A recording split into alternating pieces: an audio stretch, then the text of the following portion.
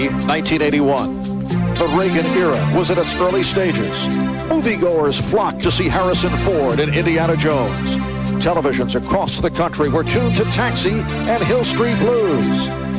And 27-year-old Robert Parrish and a rookie from Minnesota named Kevin McHale teamed with Larry Bird to capture the NBA title for the Boston Celtics, beating the Rockets in Houston.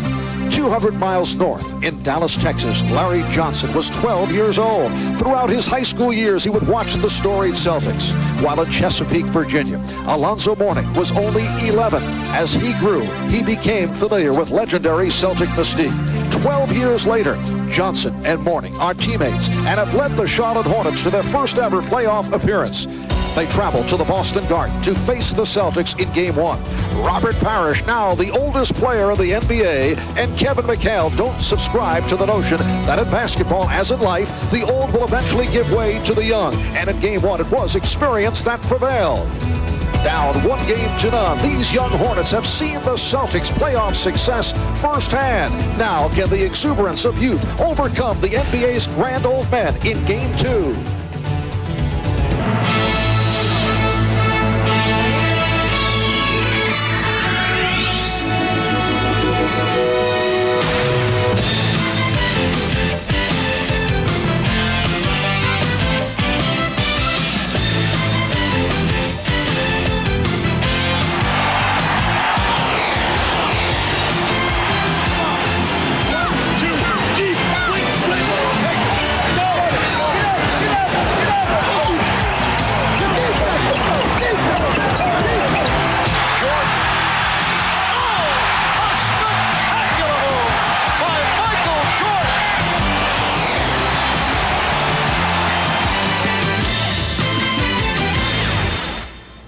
This is the NBA on NBC, the 1993 NBA playoffs. Today, it's the Charlotte Hornets versus the Boston Celtics. We welcome you to the Boston Garden for Game 2 of this best-of-5 first-round playoff series between the Hornets and the Boston Celtics. Hi, everybody. I'm Marv Albert, along with the czar of the telestrator, Mike Fratello. And as reported earlier on Showtime, Reggie Lewis will be sitting it out this afternoon. Thursday night, Game 1, only 5.5 minutes into the ball game. The Celtics captain and the leading scorer staggered and fell. He passed out, spent the past 24 hours in the hospital. He is out today and is called day to day. So D. Brown will be in the starting lineup, making the transition from his usual bench role as of late. In fact, Mike, back in Game 1, the Celtic bench really gave an enormous lift to the ball club and helped turn the game around. Marvin, Game 1, that veteran Celtic bench crushed the Charlotte Hornets bench, outscoring them 53-14. The three main guys that got it done for the Celtics, X-Man, Kevin McHale, D. Brown, combining for 49 of the 53 points produced by the bench. So this afternoon, without Reggie Lewis, again, that bench will be called upon to produce big numbers. Meanwhile, the Hornets feel that their all-star forward, Larry Johnson, must step it up if they are to even this series at one apiece. Johnson with only 16 points in the game the other night, only 6 in the second half. Xavier McDaniel in particular did a good job against Johnson, not allowing him to erupt. It's real deep. We need help. You know, the guy's only about 6'4", 6'5", but he's stronger than two bulls. So you need that help down low. And if we can get that help, I think we can be able to contain it. Not to knock the Boston's post players, but I don't feel that one-on-one those guys can stop me in the post. And I think I need to, like Muggsy said, I'll have to be more vocal and be more aggressive about getting the basketball in situations that I like to get in and do something with it. Larry Johnson is a very unselfish basketball player. In fact, at times, too unselfish. He tends to watch his teammates while they're doing well and takes himself out of the Hornets offense. Speaking with Muggsy Bogues a short while ago, he said, it's my job, having the ball in my hand, to get it to Larry Johnson early in this game this afternoon, to get him involved. It's Larry's job to score, and when he does that, the rest of his teammates will prosper. So look for Larry Johnson early. And as always, Ahmad Rashad has checked out the mood in both locker rooms. Let's go over to Ahmad. All right, thanks, Marv. I spoke with Alonzo Mourning. He said the first game they felt like they learned a lesson, and that lesson was that the intensity level has to continue throughout the game. Now, I talked to the Celtics, and it's amazing what playoffs do to you. Kevin McHale told me he's been feeling bad the entire season. All of a sudden now today, because it is playoff time, he's felt the best he's felt the entire season. Robert Parrish, I asked Robert how he planned on playing Alonzo Mourning, and he said that he planned on running him. And Marv, he said it in all seriousness.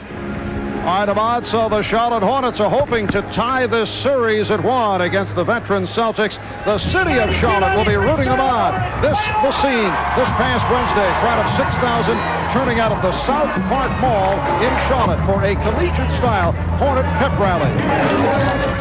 Crowd close to 15,000 at the Boston Garden, the 582nd consecutive sellout. A look at the starting lineup. First for the Hornets, Kendall Gill and Muggsy Bogues. In the backcourt, Larry Johnson and Johnny Newman on the front line, along with their outstanding rookie center, Alonzo Mourning. Alan Bristow, very intense coach. He has installed the passing game in Charlotte, which has proven to be the right system for the Hornets, who have had a superb season, record of 44-38, and they face the combination of Sherman Douglas and D. Brown in the backcourt. Brown for the injured Reggie Lewis, Ala Abdelnaby, and Kevin Gamble are the starting forwards. There's Robert Parrish. He opens at center. And the coach of the Boston Celtics, Chris Ford, who told us at practice yesterday, this is always his fear when teams come out aggressively against the Celtics. He said they're on our heels. The Celtics end up, in turn, taking 20-foot jump shots. He feels also that the Celtics, except for Xavier McDaniel and at times Robert Parrish, have been on the timid side through the season. One of the question marks all year has been the toughness of this Celtics team. That's why Xavier McDaniel was such an important addition. This is a different time of year, though. This is the playoffs. It'll be Mourning and Parrish. The officials, Jess Kersey, Ron Garrison, and Don Baden. We'll see if Boston goes to the high pick and roll early in the basketball game. It was a problem for the Celtics, for the Hornets to defend in game number 1. Yes, the feeling is they were not able to make the adjustments.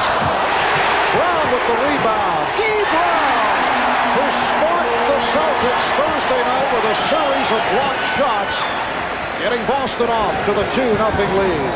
You're exactly right as far as it was his defense that happened to turn game 1 around. 2 great blocks by D. Brown got the Celtics ignited. Johnny Newman tried the 3. Charlotte must hit from the outside because the Celtics will continue to double up on Larry Johnson. Here's Gamble with an open shot. And it's rebounded by Mourning. Muggsy Bogues, seeing the opening, leads Johnny Newman. Johnny Newman in his days as a New York Knick had a number of effective games against the Boston Celtics, a number of good ones against a fellow by the name of Larry Bird come playoff time. And speaking with Johnny Newman prior to the game, he felt it was a matter of getting more shot attempts early in the game that would enable him to get himself off. He scored 5 in game 1. Mourning got a piece of it, but Abdelnaby right back. Boston 4 and Charlotte 2. Charlotte is still determined that they can wear the Celtics team down. They want to continue to push the basketball back, and the Celtics in turn will have to make a few adjustments to try and slow them down. Nice pass, Gill setting up Newman, and Newman will go to the line. A guy with a lot of energy in game 1 who started out here in game 2 with a lot of energy. D. Brown from the guard position comes back in to get an offensive rebound and a resulting easy score. Foul committed by Robert Parrish. So Johnny Newman shooting a couple earlier this season. John set back by a broken hand. Originally a second-round draft pick of Cleveland. Spent 3 years with the Knicks. This is 3rd with the Hornets. Minute and a half gone by, and the game is tied at 4. Here's some pressure by Charlotte. Same thing that the Hornets did in game 1. Extend their defense, put full court pressure, take time off the clock. What the Celtics are doing is trying to keep the ball out of Sherman Douglas's hands, bringing it up as much as possible because Tyrone Bogues just bothers you out there. Right now, with 9 seconds remaining, they're just getting in the half-court offense. Shot clock now at 4. Here's Parrish to the hook. And rebounded by Mourning. So the defense worked exactly like the Hornets wanted. Take time off the clock, hurry him into 1 shot. Alley-oop for Johnson. Got the stick. Larry Johnson set up by Muggsy Bogues. Charlotte 6, Boston 4. There are 2 sides of it. You can take the ball out of Sherman Douglas's hands. The problem is he's the guy that gets the Celtics in their half-court offense. So you try to put it in his hands, then he has to deal with Muggsy Bogues pressuring him. Abdelnaby backing his way. And here comes Kendall Gill.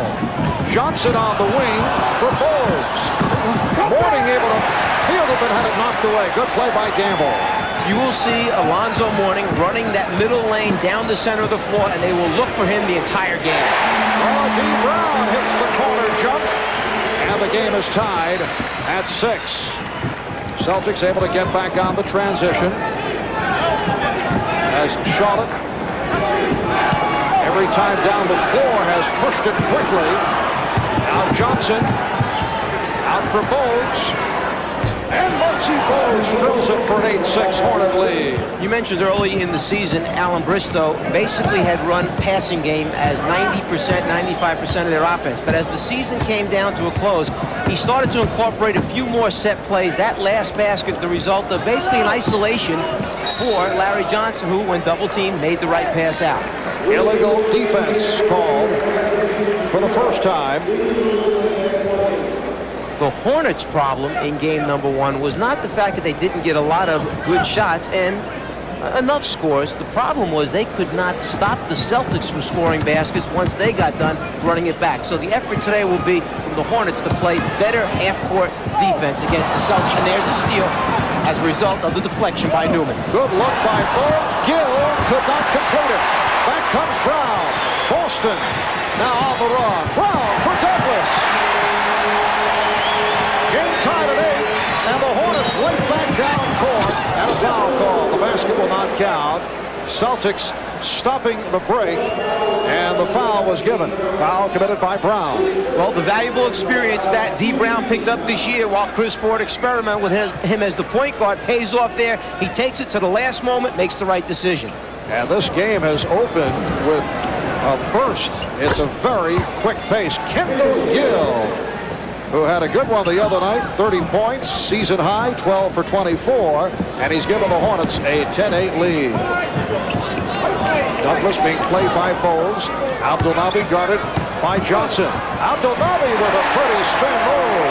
I like what Chris Ford is doing. They knew that Charlotte was going to try and get Larry Johnson involved offensively, so they're going at him immediately at the defensive end. Alonzo Mourning on the rebound. You heard the reaction from the crowd. They were looking for a charging foul. No call made. Hornets 12 and the Celtics 10.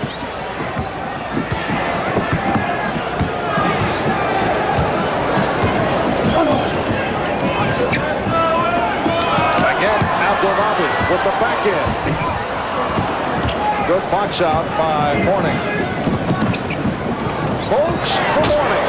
Alonzo Mourning off to the good start, and Charlotte leads by 4. Now here's pressure by the Hornets. The tempo right now is exactly like Charlotte would like it to be for the entire game. Score, get into your full court pressure, use up time against the Celtics. The problem with Alonzo Mourning is Robert Parrish today feels he must meet him earlier and then get him off that low block. That time he had no chance. It was transition that hurt him.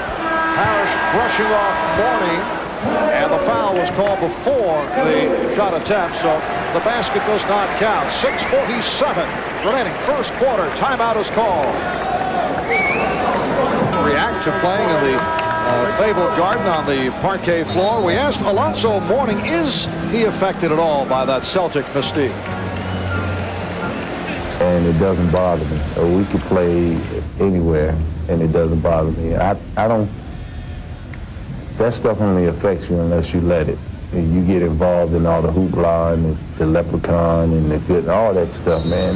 The media makes up all that stuff, and all that stuff is methodical. I don't get involved in that.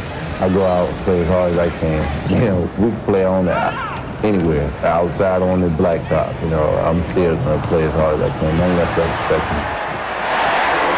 Kevin Gamble with the foul, and the Hornets now lead 14-12. Mike, I know in your days as coach of the Atlanta Hawks, you get involved with the leprechaun here at the Boston Garden, but obviously does not bother Alonzo Mourning.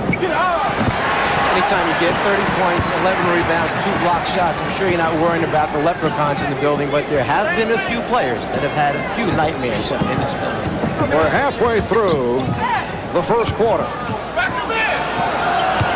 Again, it's Abdelnaby putting the move on. Parrish with the rebound. And the game is tied at 14. Celtics shot almost 55% in game 1. They didn't have that many offensive rebound opportunities, only came up with 9.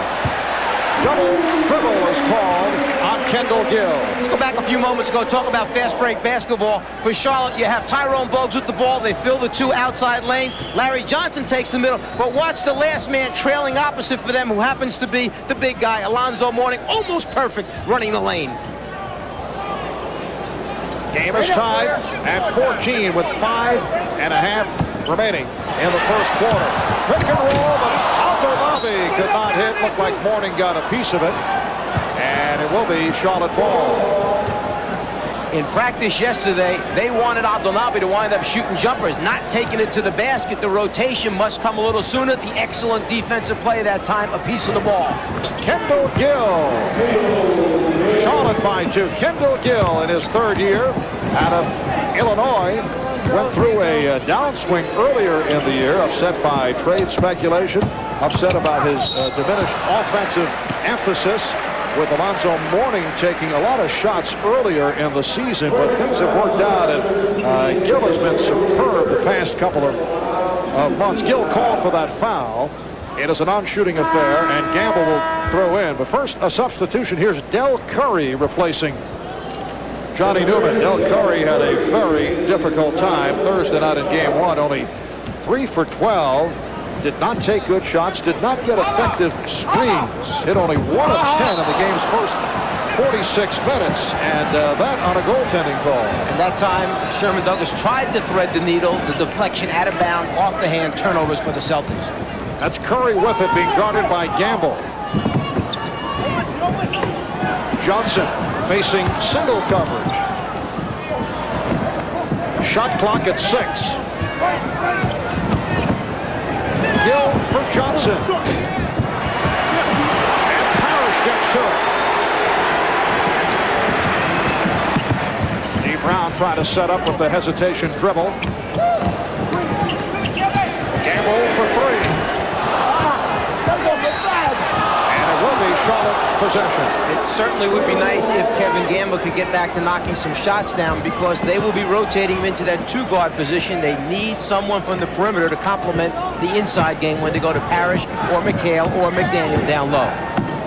This the 5th year of existence for the Charlotte Hornets. Larry Johnson with a strong move. He thought he was fouled. Did not get the call. 18-14. The Hornets with the lead. Gamble now being guarded by Curry.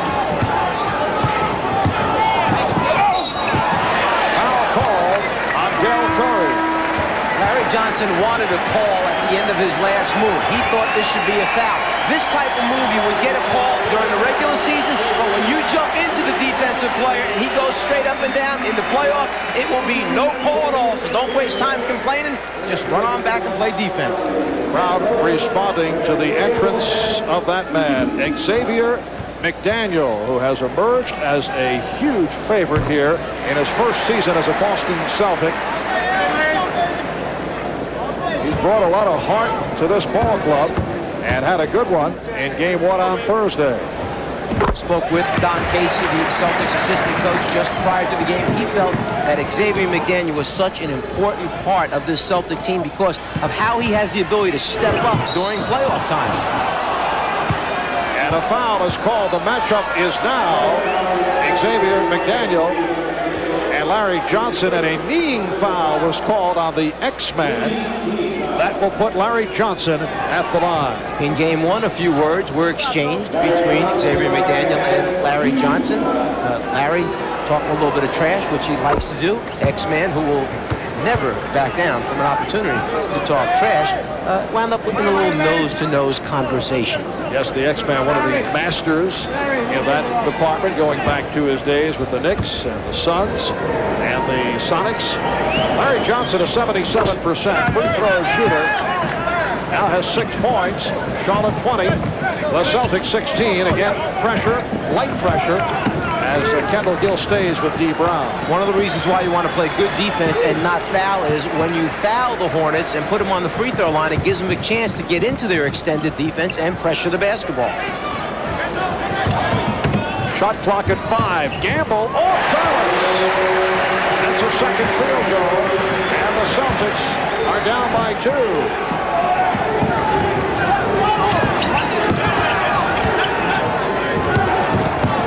Head fake by Gill, stopped by Parrish. He challenged him again. Mourning on the recovery. On the back tap, Gill picks it up. And Gill not able to score. Well, the Hornets have such live young bodies out there. You've got to keep your body on them to defensive rebound, not give them second shots. Brown ties the game at 20. D. Brown in the starting lineup with Reggie Lewis sideline. Lewis sitting it out. He passed out during the game on Thursday.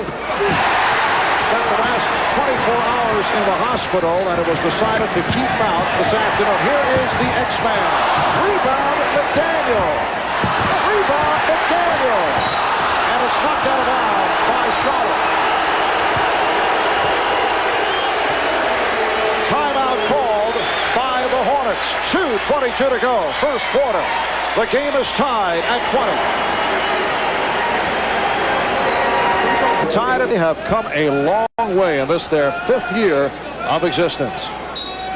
And slowly growing and getting better with some excellent draft picks, some excellent additions, some trades made to open up some room in the salary cap. And right now they've taken gigantic steps to being a power for a number of years in the Eastern Conference. This is a team that made a 13-win progression from a record of 31 and 51 a year ago. With the shot clock running down, Douglas hits his second field goal, and Boston leads by 2. There was the challenge to Sherman Douglas. We're going to back off you. We're going to make you make shots. He answered the challenge. Mourning forced it, and here comes Douglas. D. Brown. Yes, D. Brown on fire. He's at 4 out of 5. Celtics lead 24-20. Kenny Gaddison has come on for the first time, as has David Wingate.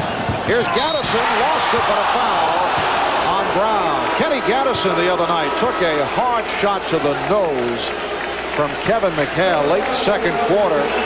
McHale was faking a shot, and Gaddison, going for the fake, was pummeled. Robert Parrish will get a rest.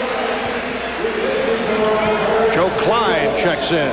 And now with Gill being the point guard running the show, it's a little different look for the Charlotte Hornets. They don't come back at you as quickly down the floor in transition. You don't have to worry as much about dribble penetration. He's more of a scorer off the jump shot. Well, that has to feel good for Alan Briscoe and the Hornets. Del Curry finding the touch. And the Hornets are now within 2. That ends an 8-0 run by the Celtics. Del Curry, one of the most explosive players coming off the bench in the league. A lot of teams have tried to trade for Del Curry. The Hornets refused to give him up. Yes, he has been in the midst of much trade speculation the past couple of years. Gill was fouled, hacked by Klein. Let's go back to the original team that the Hornets had their first season. Some of the names you see: Kelly Tripucka, Robert Reed, Chapman up in Washington. The only 2 guys remaining are Bogsy and Chapman. What's the roster look like today? Just a few new faces there, as they have done a tremendous job in achieving 44 wins. Terrific draft picks. When you talk about Larry Johnson's, Kendall Gills, Alonzo Mournings, and some of the other additions they've made along the way to back up those players, they're on their way to a lot of successful seasons. And one of those additions, Sidney Green, will come on to spell Alonzo Mourning. Mourning leads with 4 points and 5 rebounds. Yes, the Hornets at 44 and 38 during the regular season, earning 5th seed in the Eastern Conference, and they finished strong. They won their last 5. They won 9 of their last 12. Boston with the ball, 1-point lead, 40 seconds to go in this opening quarter. Gaddison now guarding McDaniel, who lost it. Here comes Gill. He has Wingate ahead of the field. Douglas broke it up. Wingate with the recovery. And the pass from Gill thrown away. It winds up being a big defensive play that time by Sherman Douglas. 2-on-1 situation. He's the one guy back. He gets the hand up for the deflection, and then the unforced turnover by Charlotte. Chris Ford indicating hold for a final shot. Time winding down in this first quarter, and Douglas lost it. Gill with the steal, and that was too strong for Gaddison. And you don't want to give the ball up that soon to Gaddison. What's he going to do with it out there 22 feet from the basket? Take it deeper off the dribble, then make the decision after the defense commits. Final seconds of the quarter. Douglas trying to penetrate. A series of errors down the stretch at both ends. And that's the end of the first quarter. Boston 5 turnovers in all. Charlotte with 4 after 1 at the Boston Garden. It's the Celtics by 1. D. Brown has had the hot hand. 4 out of 5 for 8 points. D. Brown in the starting lineup in the absence of Reggie Lewis. 1 quarter complete. Game 2 of this best of 5. The Celtics with a 1-point lead.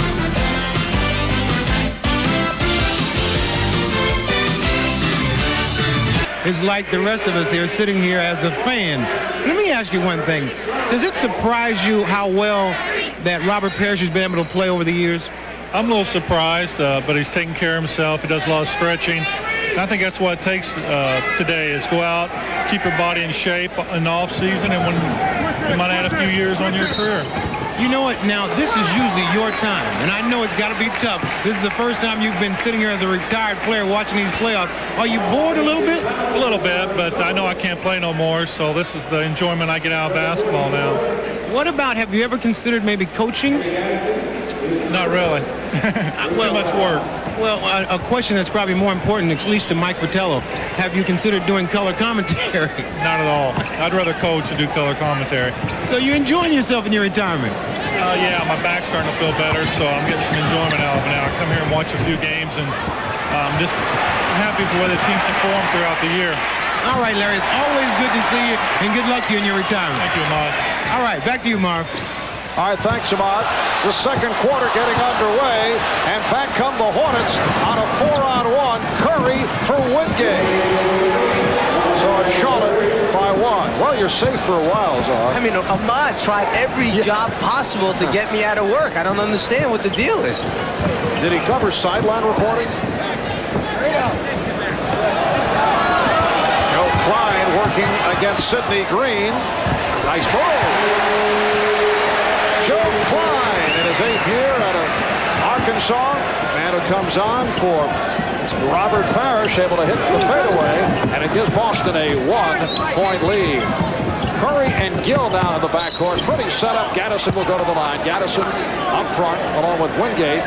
And Green, Alan Bristow buying some time, but he's getting set to reinsert Larry Johnson. I'm sure that Chris Ford does not want the Boston Celtics to switch that pick and roll situation and wind up with Kevin McHale 25 feet from the basket and a much smaller player trying to play Gaddison down low. They will make an adjustment on that. Now, Kenny Gaddison is a player that the Celtics don't mind seeing on the line. Only 60% free throw shooter.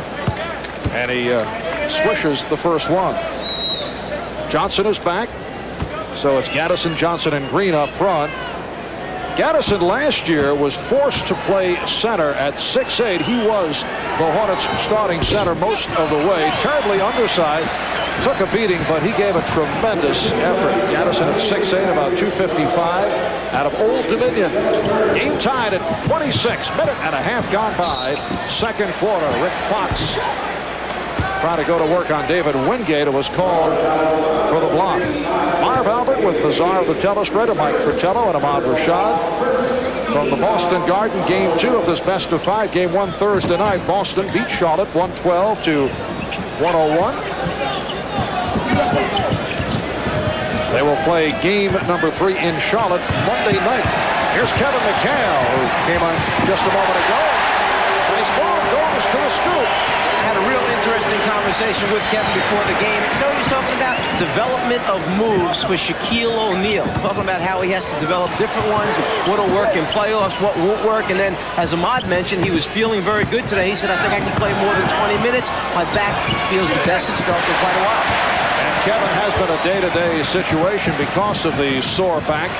Fox given room. Yes. Boston leads by 4. It's a different tempo, a different pace for Charlotte when Muggsy Bogues is out of the basketball game. He'll be back in shortly. You'll see them start to push the basketball again, get more easy baskets. Gill posting up. Fox with the rebound.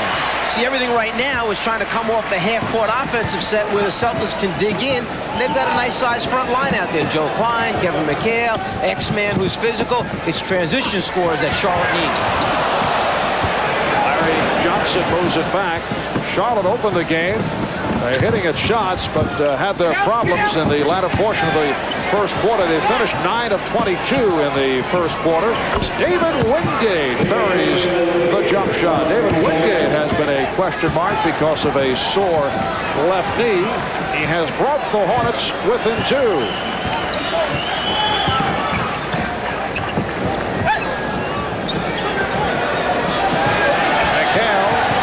With the fadeaway. Klein on the back tap. And the Celtics get the new 24. And the last half-court play that the Celtics ran was the high pick and roll that gave Charlotte so much difficulty in game 1. The last time, Charlotte defended it very, very well. They got their rotations down the way they had practiced yesterday. They didn't make any change. They just wanted to do better what they had tried to do in game 1. Good play by Wingate. Coming over to help out. He knocked it away. Last touch by the Hornets. And a timeout is called with 8:16 remaining. First half. The most difficult play for Charlotte to stop in game 1 was a high pick and roll. McHale will set the screen as Sherman Douglas tries to run his man off and get dribble penetration. As we let it run a little bit forward, we'll see where the defense stops right there.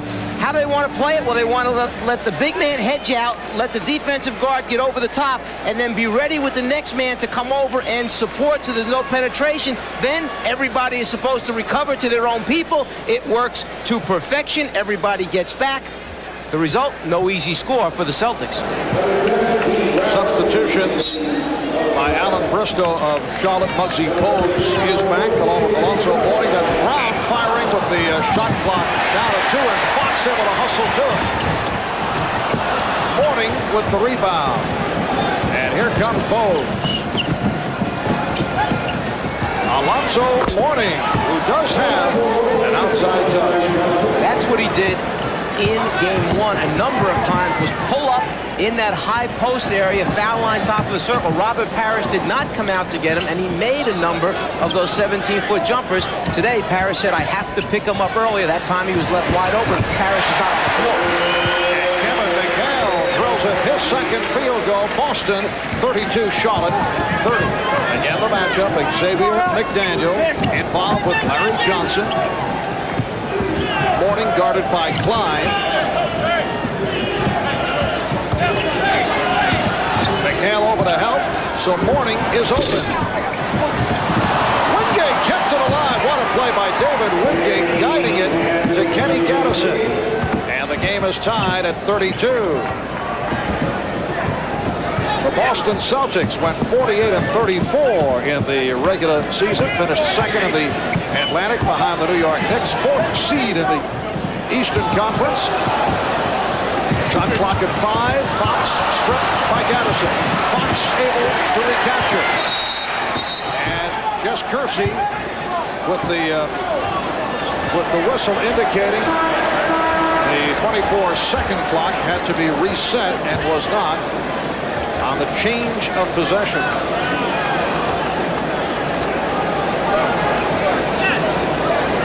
And Boston will maintain possession. You can see in your low left-hand corner the 24-second clock expires. Jess Kersey waving his arm, saying, wait a minute, that thing has to be reset. Give him a new 24. They have taken 2 seconds off that 24-second clock. They start play with 22 on the 24-second clock.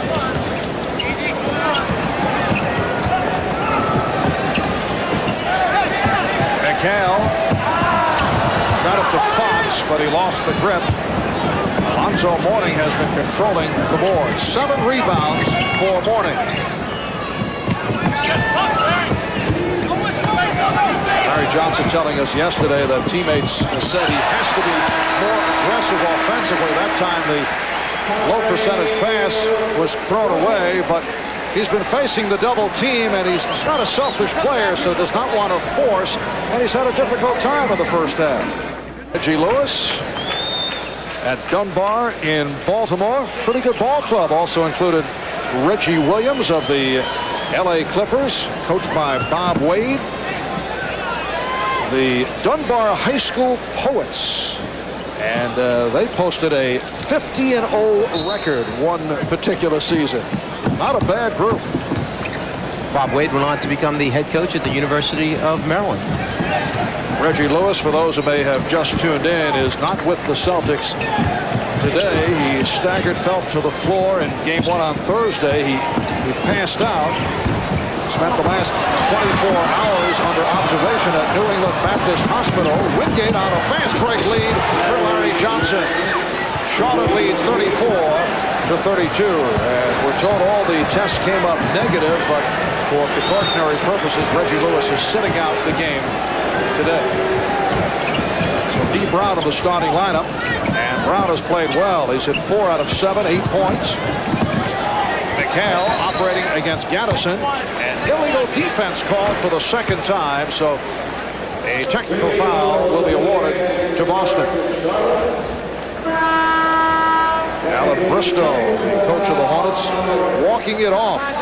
Alan Bristow began as director of basketball operations with the Charlotte Hornets after 7 seasons as an assistant and front office executive with the Denver Nuggets. Bristow, a star at Virginia Tech, a second-round draft pick of the 76ers back in 1973. A Denver connection on the sideline. Former Denver teammate Bill Hanslick and T.R. Dunn are the assistant coaches. Good hit. That's a good hit. Good hit. The X-Man. And it's rebounded by Mourning. Charlotte leads by 1. Gaddison from Bowles. So Gaddison has 5 points. Nice look by Muggsy Bogues. We've seen more than once the first man down the middle of the floor for Charlotte is occupying the first defensive play. That happened to be Larry Johnson that time. It's the second trail that's coming down that they're finding for the scores. Earlier we saw that it was Mourning that scored. That time Gaddison. Big men run the floor hard for the Hornets. Kevin McHale converting his 3rd field goal. He has 6. Charlotte leads 36-35.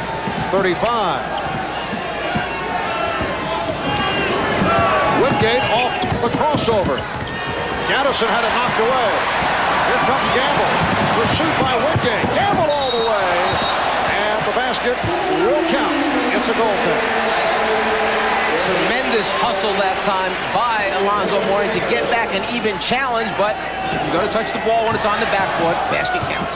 Celtics take a 1-point lead. Johnson was working hard for position, played well. Crowd wanted to travel. Here's Bogues. Rebound Gaddison. What a job by Kenny Gaddison.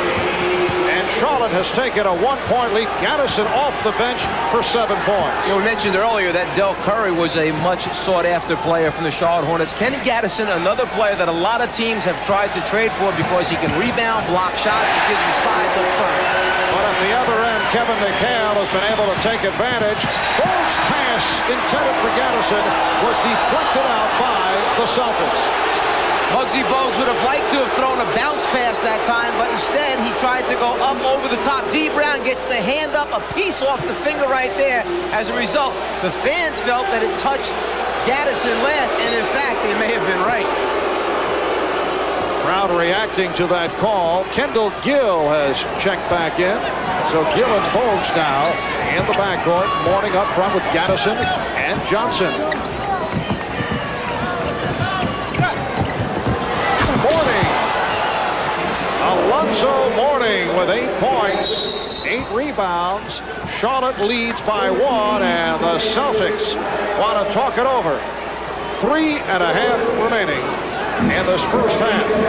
Kevin McHale has been trying to help out his teammates. He leaves Mourning alone a little bit too much that time as he tries to push out. Mourning steps right into the opening. McHale knows he makes a mistake. Chris Ford calls the quick timeout to make sure they get that defense straightened out. This game has been close throughout. It's been tied on 10 occasions. We've had 9 lead changes. Charlotte 40, Boston 39, biggest lead, a margin of 4. Boston Celtics have been an up and down team this year. They lost 8 of their first 10. One stretch late in the season, they won 9 in a row. Then they lose 5 straight. They even lost 4 in a row here at home. They have been a very difficult club to figure. They opened with the impressive performance here on Thursday in Game 1. And right here, they're trailing by 1 as we wind down in the second quarter. York, coming up on the Prudential Halftime Report, we'll take you to Portland for an update on the status of the Blazers' Clyde Drexler, still nursing that sore hamstring that kept him out of Game 1 against San Antonio. And we'll hear from Clippers coach Larry Brown on what has been obviously a turbulent season. It's the first of 2 parts on the 2 Los Angeles teams. We'll have the Lakers story tomorrow. Right now, back to the Garden in Boston as we rejoin Marv Albert and Mike Fratello. Take it away, Marvelous.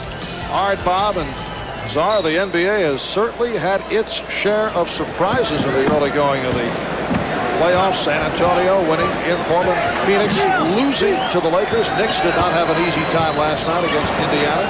The Phoenix players even mentioned that in the last regular season game, the Lakers played them very, very tough before losing in the last minute. So why not an upset? Shot clock is down to 3.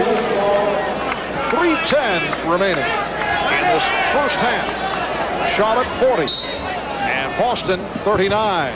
Gamble. Yes. Celtics take a 1-point lead. And Kevin Gamble has shot well. He's 4 for 6, 10 points. The key there, though, was the read by Xavier McDaniel. He noticed the defensive player had his back turned with the shot clock way down. He just lobbed it over the top. Gamble, eye contact, caught it, made the shot. E. Brown calling out a play. Brown played by the 5'3" Muggsy Bogues, the shortest player in the league. Parrish puts the move on Mourning. Robert Parrish 1 for 3 to this point. Johnson setting up. McDaniel is complaining about the back-end move by Larry Johnson. Good defensive sequence here by the Celtics. Now the double on Johnson. Gill with the shot. Yes.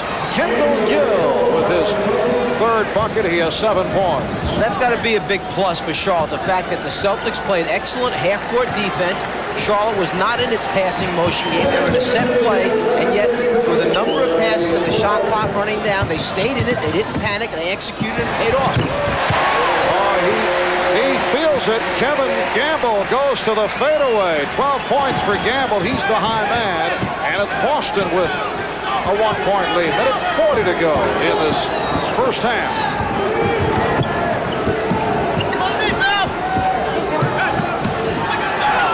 Here's the double up. McCall over. Gaddison. Called on Boston. The one thing you can see is that the Celtics practiced yesterday anticipating that Charlotte would try to put the ball in Larry Johnson's hands a number of times. As soon as he gets it, the double teams are there. It's forcing Larry Johnson to look to be a passer first rather than a scorer's mentality. He touches the ball, there's the 2-team. He has to find an open teammate to be effective right now inside. Gaddison fouled by Robert Parrish.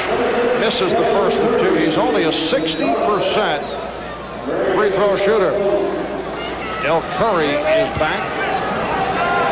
Curry and Gill now in the backcourt. Bogues will sit down. So Gaddison way off. And a pushing foul against the Hornets.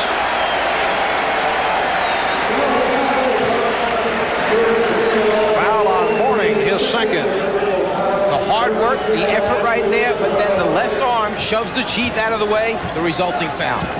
Boston ball, they lead by 1. Celtics turning it around after the cold spell. They've hit 5 of their last 6 shots. And Gamble was hit from behind by Kendall Gill. That is his second. Charlotte is over the limit, so Gamble will go to the line. Kevin Gamble, a player who has come a long way. A third-round draft pick of the Portland Trailblazers back in '87.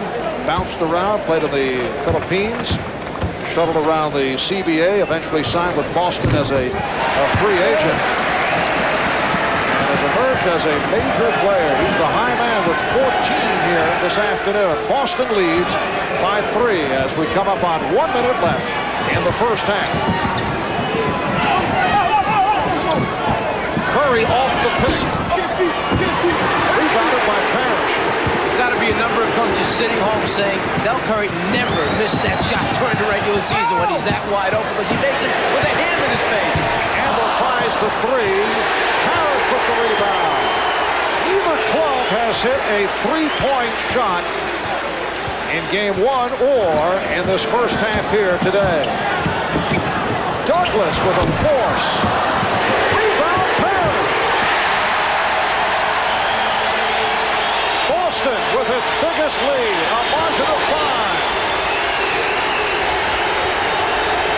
20 seconds to go in the half. And with only about 4 seconds difference between the shot clock and game clock, Charlotte will try to, I assume, keep it for the last shot. Shot clock at 5. Out of 2. Johnson changes mind. It's a 24-second violation.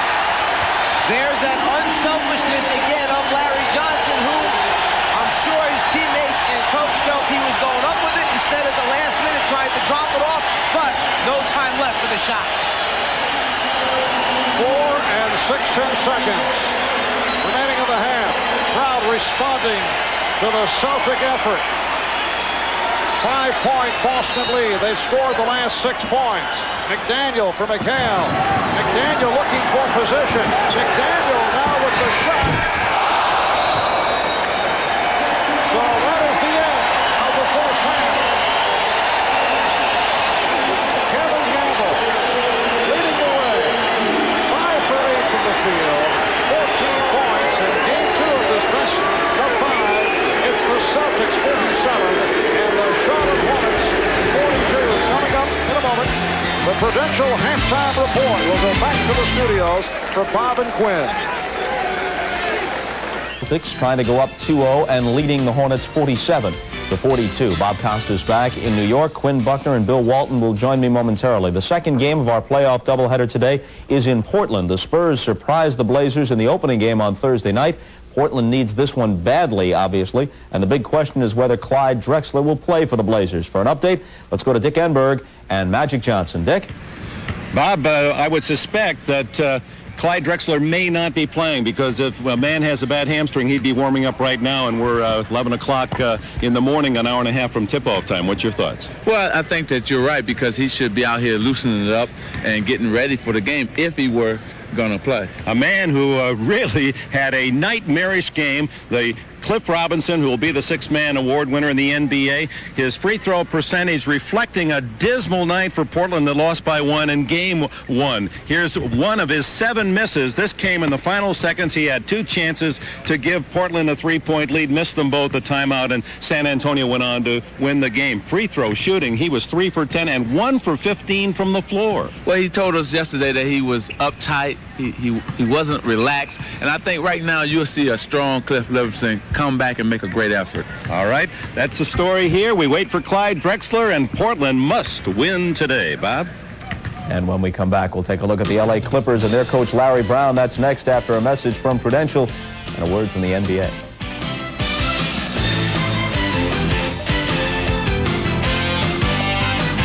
Houston won the first game on Thursday night behind another terrific all-round performance by Hakeem Olajuwon. He had 9 blocked shots and in general was a terror on defense. He also led all scorers with 28, hitting 12 of 20 as he continued his season-long tear. Larry Brown's Clippers got within 4 at one point but lost by 23.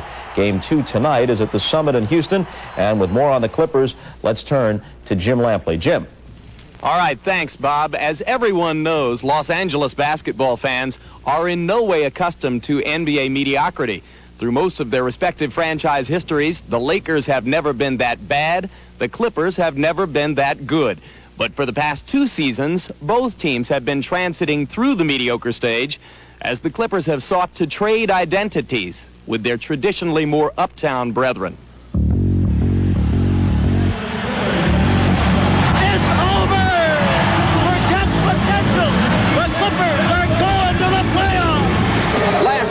When Larry Brown took the Clippers to their first playoff trip in 17 years and almost knocked off the Jazz in the process, a landmark step was taken. A long, laughable franchise had momentarily captivated a city. The Clippers seemed poised to become LA's new marquee team. What a difference a year makes. This season, the team star asked to be traded. Several players spend the year waiting to be sent elsewhere, their contracts about to run out. And through it all, the front office does what it has frequently been accused of doing in the past: nothing. That sends the coach through the roof. The team that was about to capture the heart of LA is surrounded by distractions, and the Clippers limp into the playoffs with a .500 record. It was bound to affect everybody because, like you said, nobody focused on our basketball team. And for players even to say they were going to put it out of their minds, they were constantly reminded of it, and I think it hurt us. I think it hurt the players' performance. It hurt the way I interacted with some of the players. Until the trading deadline, I think most of those guys felt they were going to go somewhere else, and so it reflected on our play. And after a whole season of talking 10 times as much about his contractual situation and his future as about his play, who is Danny Manning as a Clipper now? Well, regardless of what people say about my relationship with him or how things have gone, one, I'm proud of what he's done. I'm thrilled he made the All-Star team, and I'm confident he's one of the better players in the NBA. It's an evaluation based on experience. Brown's mentoring of Manning goes back to the University of Kansas, where they won the national championship together in 1988. Last year, when Brown was fired by San Antonio and hired by LA, it was assumed their long relationship would be a plus. But apparently it's been too long. In January, Manning suggested he might like to be traded, citing differences with Brown. I don't necessarily want to leave. I just want to do what's best for me and my family in a business sense. It's the business of basketball that plagues the Clippers. If left unsigned, 4 of their top players will be gone by the end of next season. The Clippers have scant months left in which to decide the future of a third of a roster and to try to chart a new course toward Los Angeles preeminence. When I came here, all I asked management was an opportunity to coach players that I felt we had a chance to win with. And that if I couldn't do that, then it was on me. They could find another coach. If there's a strong message that you want to get to the management about a player acquisition or something else that can be done with the team, are you satisfied at this point that you know exactly to whom to go and how to deliver the message to be sure that it gets across? Absolutely. I think I got that cleared up after the trading deadline. I'm confident that everybody knows their responsibilities, and we all want to see the same thing, and that's to make the Clippers the best possible franchise it can be. Regardless of who's on the roster for the Clippers next year, is there any doubt in your mind that Larry Brown will be the head coach? No doubt. Now, I have an owner that's kind of funny. He's been through a lot of people, but he's been good to me, and this franchise has been good to me. I didn't have a job, and now I have one of 27 special jobs, and I want to see us win an NBA championship. Well, as of this moment, the bad news for the Clippers is that they've now lost 5 straight to the Rockets this year, 15 straight in this building over the years. But Larry Brown can and will remind them that when Utah blew them out in the first game last year, they came back to win Game 2. It may be a slender thread, Robert, but it may be the only hope the Clippers have. All right, thanks, Jim. Let's go to Bill Walton. You work a lot of Clippers games, did the game Thursday night when they lost Game 1 in Houston. What do you think? A lot of problems for the Clippers right now. The players are unhappy with the coach. The coach is very unhappy with the players, and there's valid reasons for both positions. Another big problem for the Clippers is that they're playing with no pride, no fight, and no team spirit at all. Last year's draft, where they had 3 first-round picks, has produced nothing for them. In this immediate series with Houston going on right now, Ron Harper, out with the sore knee, probably will not be a factor the rest of the way. An even bigger and general problem with Houston in particular is that Houston's strengths, inside play, are the Clippers' weaknesses right now. More importantly, though, the Clippers have passed in the last couple of years on acquiring some key franchise players, Akeem Olajuwon, Charles Barkley, who were available. Those deals were nixed by the Clippers.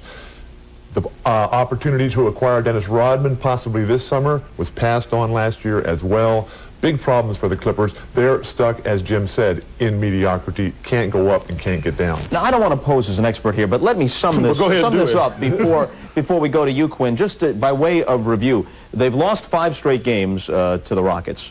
Their strengths, says Bills, the Rockets, are all over the Clippers' weaknesses. The coach doesn't like the players don't like the coach. They're playing without heart or fire. They're down 1-0 in the series. I'd say that adds up to adios. Well, I don't think there's any question about that. But I think more importantly, when you look at the team, what you've got to talk about is there's really no sense of a foundation there. And I think that's always been the feeling of anybody when you talk about the Clippers. Obviously, playing in L.A. where you have the Lakers kind of takes away from that. But the facts are, I don't care what the team is, you've got to give guys reason to want to be a part of that team. And I don't think the Clippers have ever done that. And until they do that in that organization, I think they will struggle with getting respectability.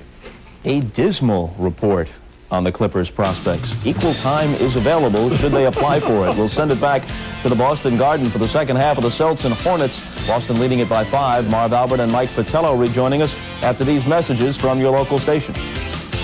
This has been the Prudential Halftime Report, brought to you by the Prudential.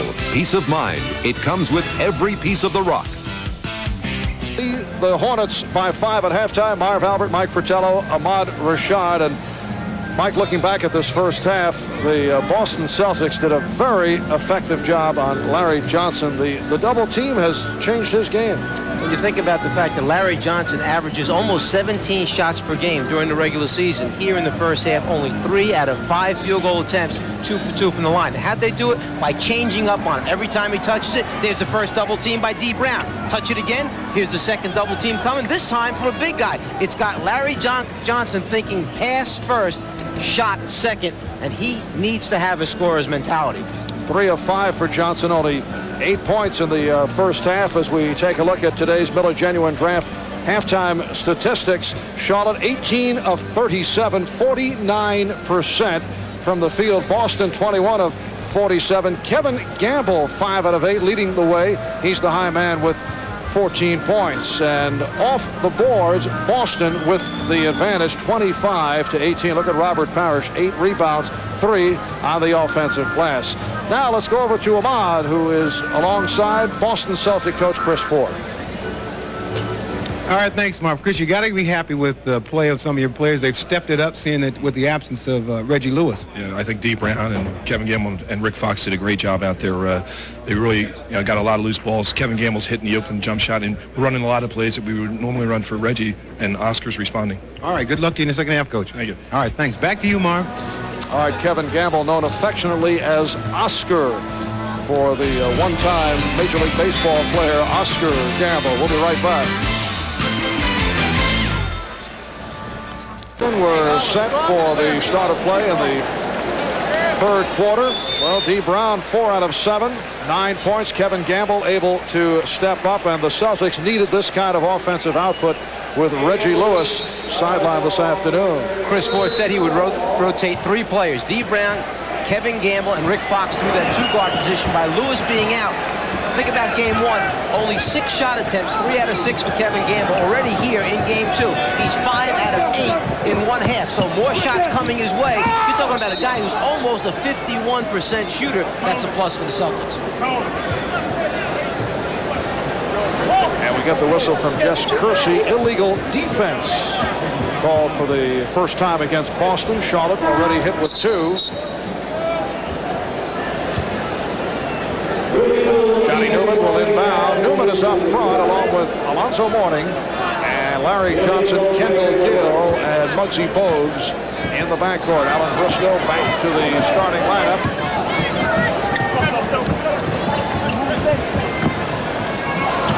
Now Johnson putting the move on Abdul Nabi. And last touch by the Hornets. Larry Johnson is not getting the kinds of shots he wants. That time he was badly off balance, a hand up in his face. He thought that there was another defensive player on the way rotating over, so that one falls into the category of forced shots. Larry Johnson, 3 of 6 for 8 points. He averaged 22 points during the regular season, along with 10 rebounds. At the other end, the Celtics are trying to occupy Johnson, but Abdelnaby lost it. Here's Bogues setting up Gill. Bogues, yes. So Muggsy with his second field goal. Boston leads by 3. Sherman Douglas handling against Muggsy Bogues. Douglas and Brown at the guards. Abdelnaby, Gamble, and Parrish up front. Again, Abdelnaby. Making Larry Johnson work at both ends of the floor. Charlotte's making him work at the offensive end. Boston at the defensive end. 6 points for Ala Abdelnaby. Boston with a 5-point lead. Now Johnson through the foul. Don't think that Kevin McHale hasn't had an effect on his teammates working after practice. There's the McHale. One-hand jump hook. Abdelnaby puts it down. Abdelnaby was called for that foul. As Kevin McHale has been working with Ahmed, who has picked up some new moves over the course of the season.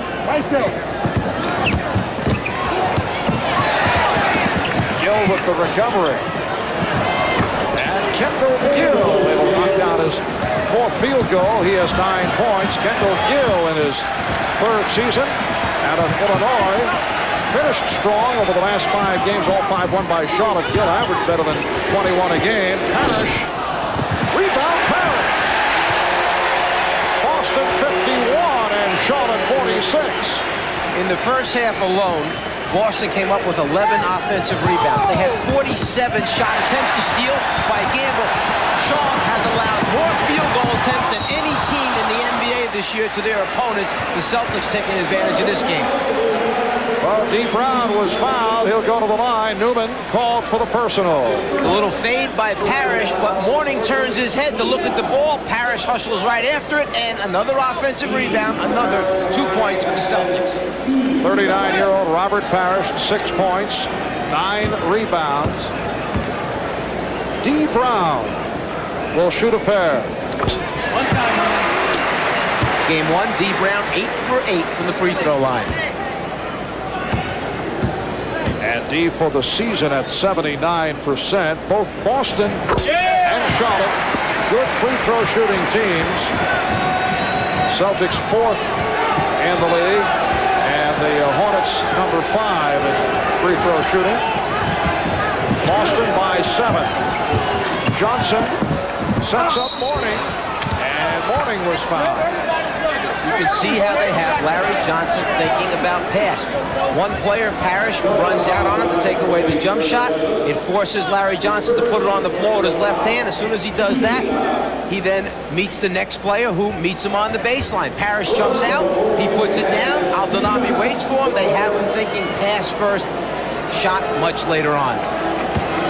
Douglas on the foul. Mourning to the line for the first time this afternoon. On the line 15 times in game 1. And he is number 5 in that department. 634 free throw attempts during the regular season. For the first round draft pick of the Charlotte Hornets, 2nd pick overall, behind a fellow by the name of Shaquille O'Neal. And Alonzo Mourning had a remarkable rookie season. Would you say that he came out of Georgetown with somewhat the same reputation as Patrick Ewing, that he was not going to be a big-time scorer in the NBA? Yes, a lot of similarities there. In fact, Mourning and Ewing have been very close friends off the court, working every summer, looking to improve their game.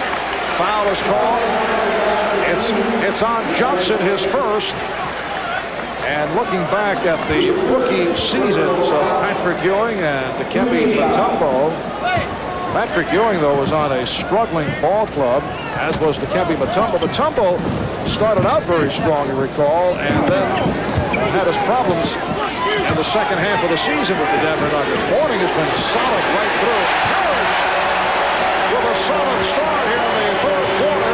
He has 8 points in all, and Boston leads by 7. Well, there were two reasons why Mutombo faded. One, they put the ball in his hands about 90% of the time. Everything was centered around him when he first came in the league. The second, the altitude got to him. He got tired in Denver. That's what McKenzie pointed out. Larry Johnson able to hit his 4th field goal. He has 10 points. Boston leads 55-50.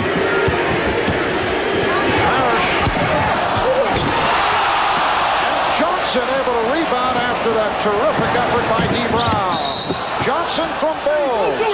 What a beautiful setup by Bogues, and words between Rahj'iladelphia and Johnson.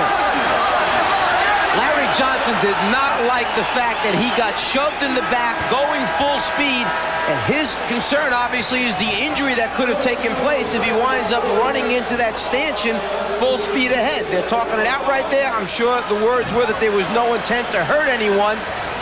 Larry Johnson doesn't want a career ended by someone taking a deliberate foul against him. A lot of bodies, a lot of traffic, the sudden shuffle pass, and there from behind the push takes place by Rahj'iladelphia. That's what Larry Johnson got upset about. Rahj'iladelphia a little late getting there from behind, shoves Larry Johnson out of bounds. Rahj'iladelphia now sitting down, replaced by Xavier McDaniel.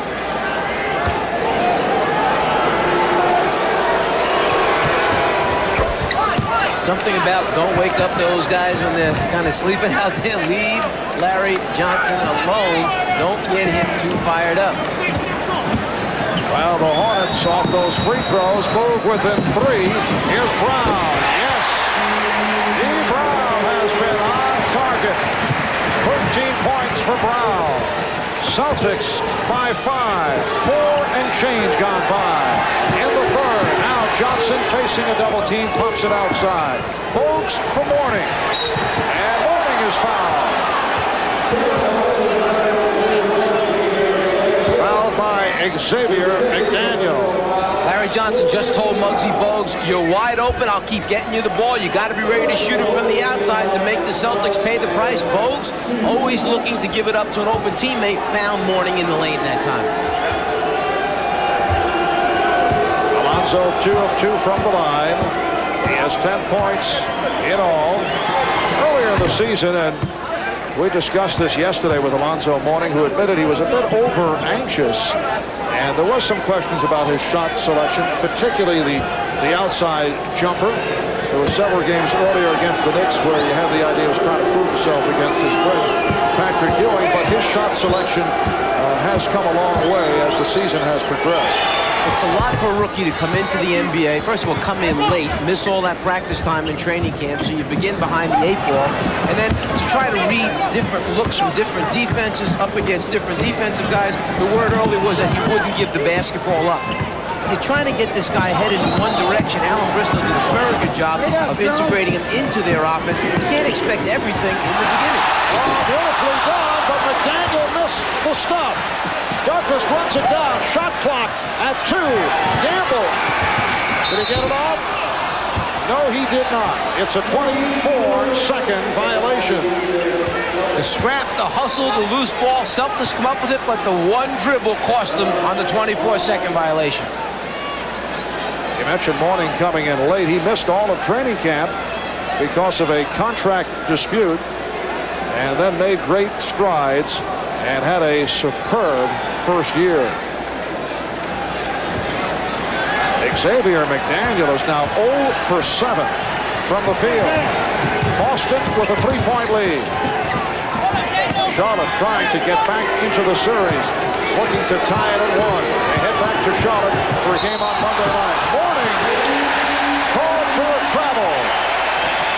Red Auerbach is up in the stands watching this game, and Charlotte just came down and showed the old 3-man weave to start their half-court offensive set. Had to bring a smile to Red Auerbach's face.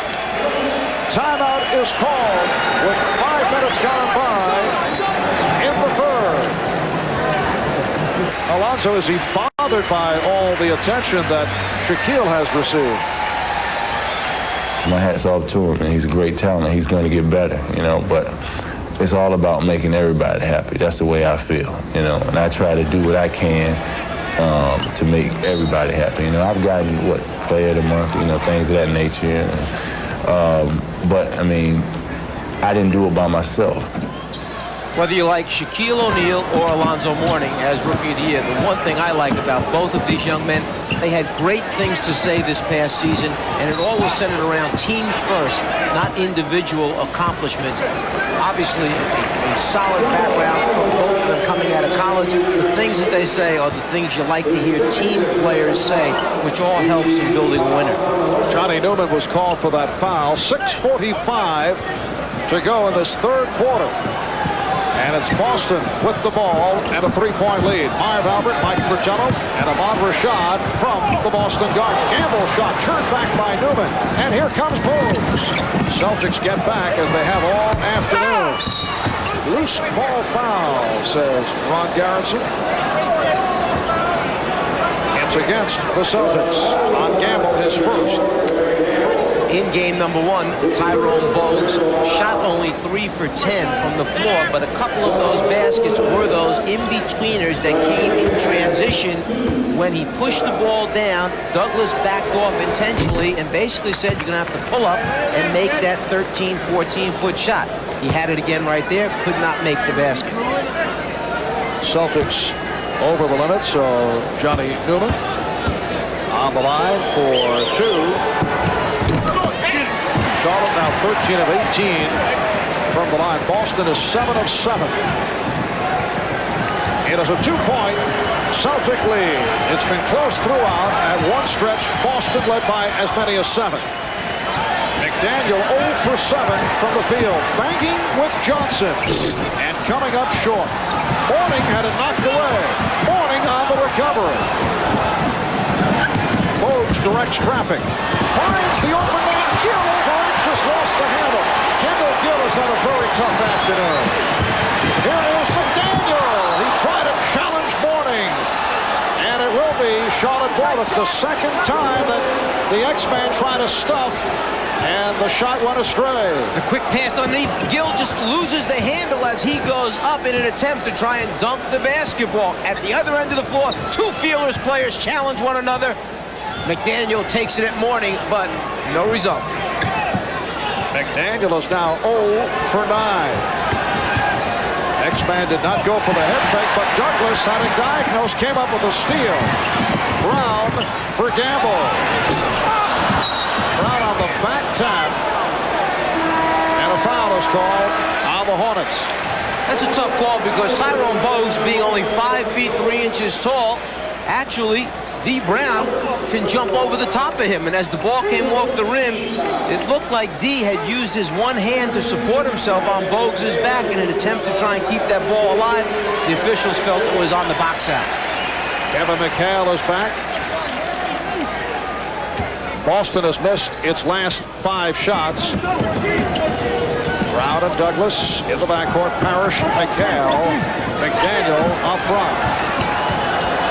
McHale comes up high, trying to help.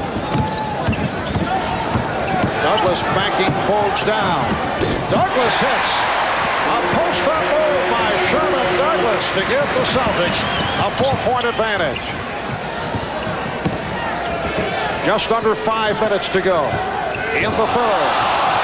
Douglas went down, crowd looking for a foul. Newman open. McHale with the rebound.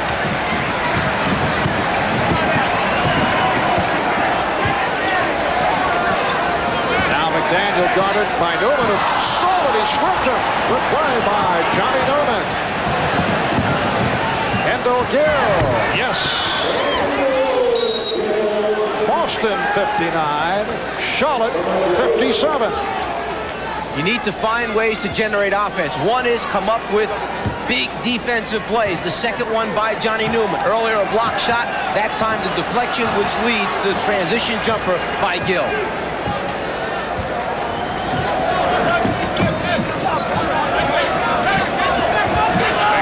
Played by Johnson. That's a mismatch.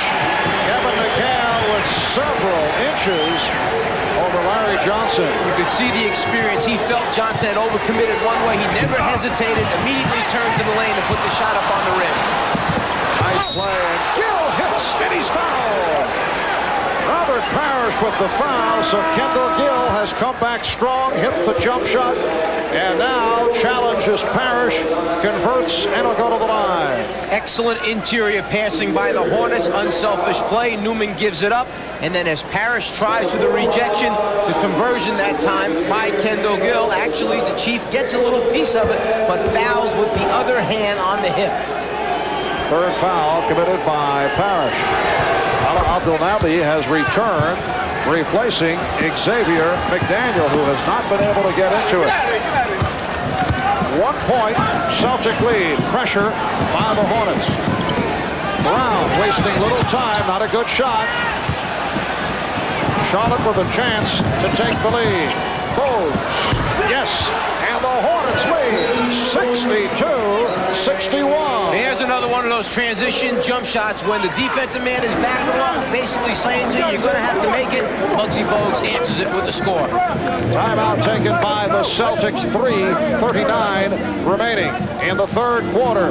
Muggsy Bogues converting from the outside, a 14-4 run by Charlotte. They have a 1-point lead. Larry Johnson to this point, 4 of 8, 12 points, but Xavier McDaniel had the good one on Thursday night as 0 for 9, 21 points for the X-Man in game 1 as he outplayed Larry Johnson, but McDaniel has not done it to this point. In fact, Chris Ford has lifted him and has gone back to Rahj'iladelphia.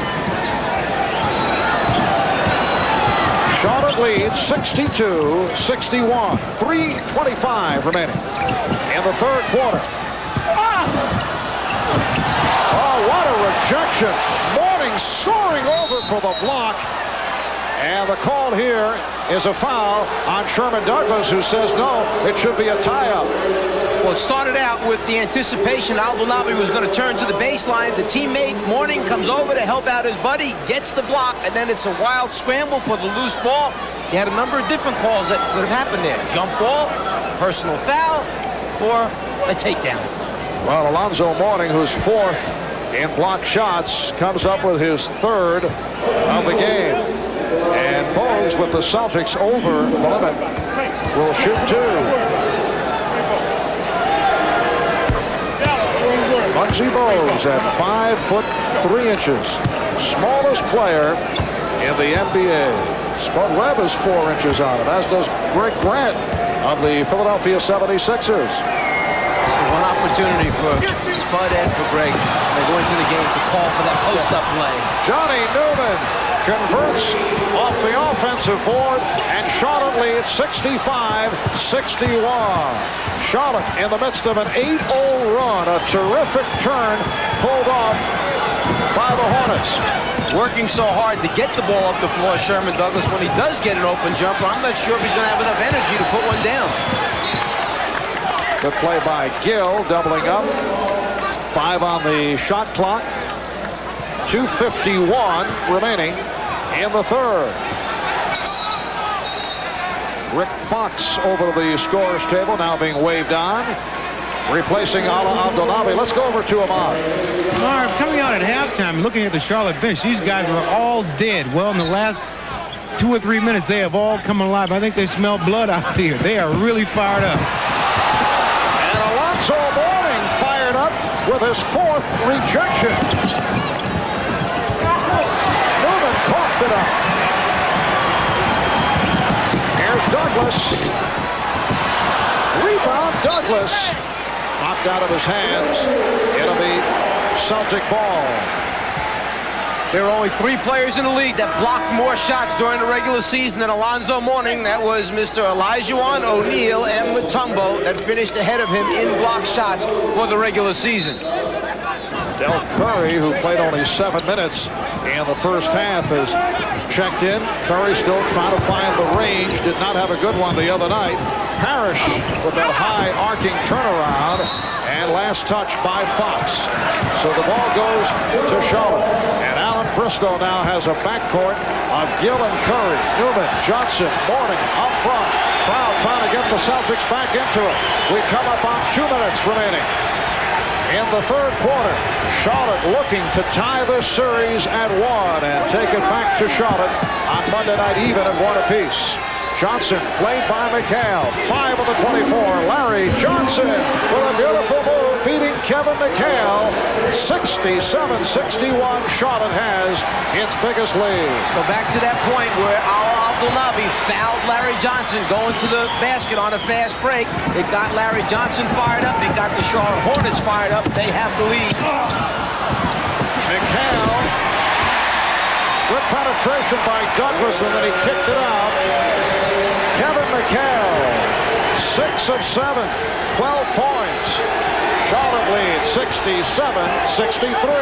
Again, Charlotte has taken the lead with Tyrone Bogues on the floor. Kendall Gill now, who knocks down the jump shot, has been put into the role of point guard. The pressure will not be the same defensively. It could produce more scores for Boston. Again, Douglas penetrated. Again, Mourning got a piece of it. Another block by Alonzo Mourning. 1 minute to go. Third quarter. And Charlotte takes a timeout. The Hornets lead by 6.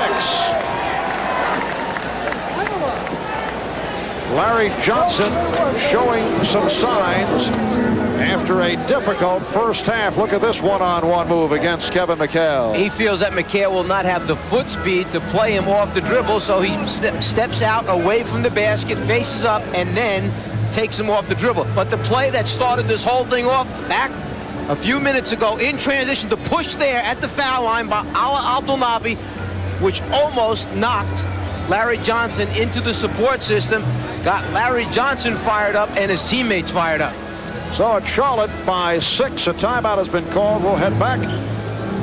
Well, we were going to head back to the studios in New York. Instead, we'll stay right here. Coming up next, second half of our NBA doubleheader.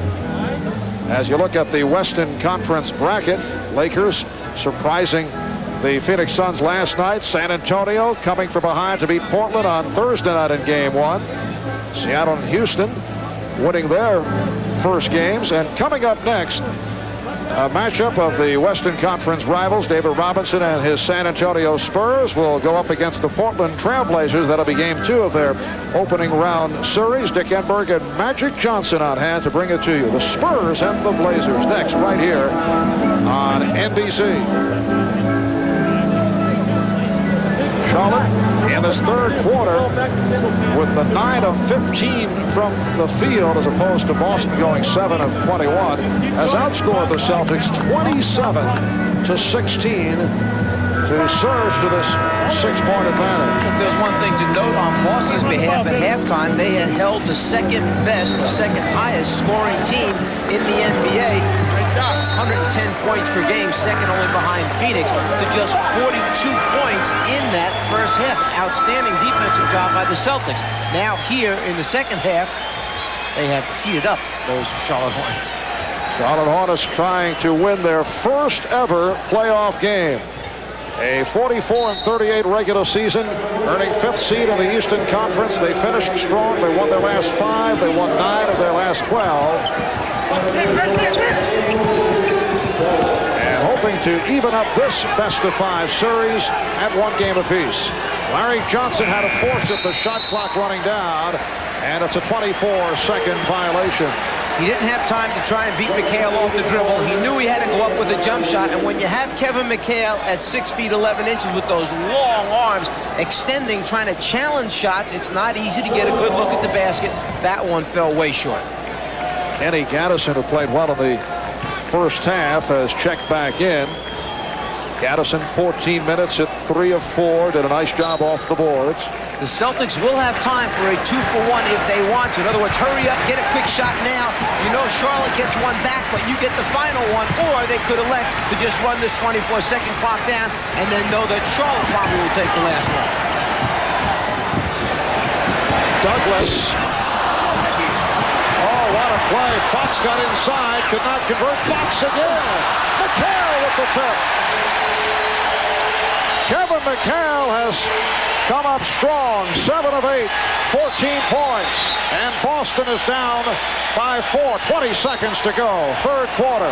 We talked about the long wingspan, the reach of McHale, defensively how it affects you. That time you saw the arm come up out of the pack and keep it alive on the rim.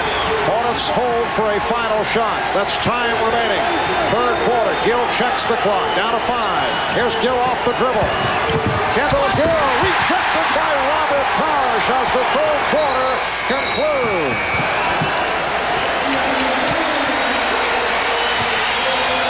After 3 here in Boston, the Hornets lead by 4. Sherman Douglas tries to dig in, but imagine trying to get a shot off between Kevin McHale and Robert Parrish. Not an easy look, and Gill was so deep that time, he had no one to pass out to. The Charlotte Hornets coming from behind, and after 3, they lead 69-65. To the Boston Garden, it is on to the fourth quarter in Game 2 of this best-of-5 between the Boston Celtics and the Charlotte Hornets. Marv Albert, Mike Fratello, and Ahmad Rashad. The Hornets with a 27-18 edge in the third quarter. They now lead 69-65. Some pressure being shown by Charlotte as Fox handles. Now D. Brown, guarded by Kendall Gill. Kevin McHale setting up. Shot clock at 4. McHale puts the move on Gaddison. Rebounded by Mourning. Gaddison had done a very good job initially of getting Kevin McHale off the deep low post position. Gaddison, McHale with the rebound. Just underway in the fourth. Parrish feeling for Mourning. Robert Parrish brings Boston within 2. Parrish has 10 points. Just the opposite happened that time. Robert Parrish was allowed to catch the ball right on the low blocks. The result, 2 points. Oh, David Wingate, I think, surprised that he had so much room, was looking for contact. Parrish, beautiful fake, and he drew the foul. Celtics going right to the Chief, the oldest player in the NBA. They get him on that low block position. Not much effort that time by Mourning to keep him off there until it's too late. You let the Chief get that close, he's going to put it down. The next time, Mourning's gambling, he's going to go baseline, loses his defensive position. The up fake by Parrish draws the body contact. For Mourning, his third foul. Muggsy Bogues returns. Kendall Gill will sit down. Gill leads with 16. Gill shot well in the third quarter. Robert Parrish is only a 68% free throw shooter. Hits 2 out of 2. And he's tied the game at 69.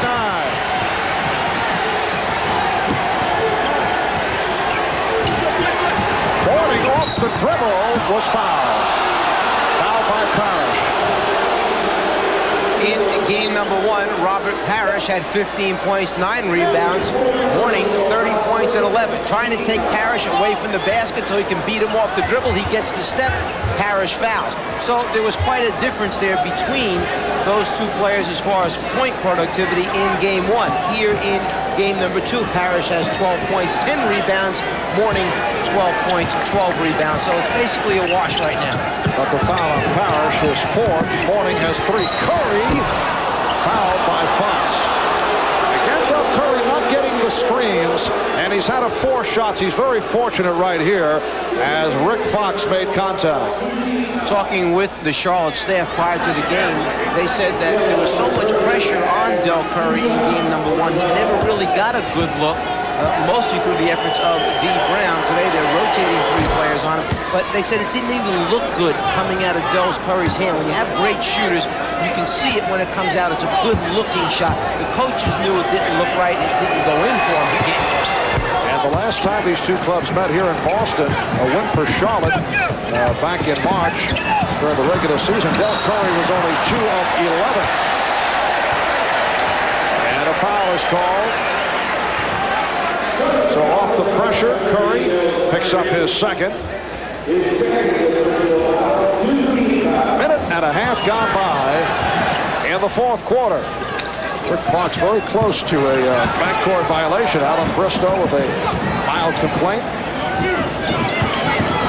McHale battling for position.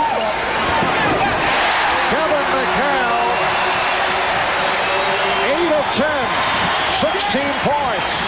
The game is tied at 71.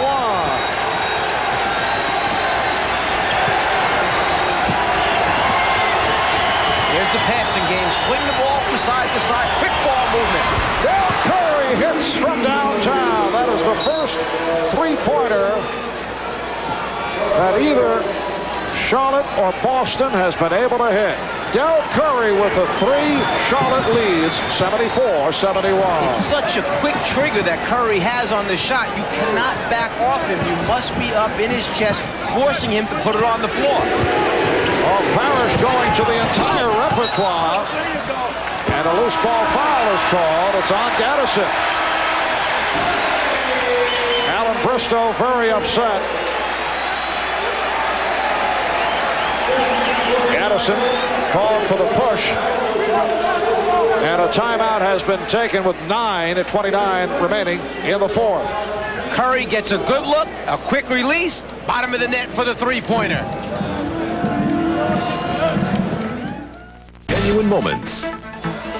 Today's Miller Moment takes us back to April the 21st. The Charlotte Hornets clinching their first ever playoff berth at home with a win over the Milwaukee Bucks. And the Hornets did celebrate.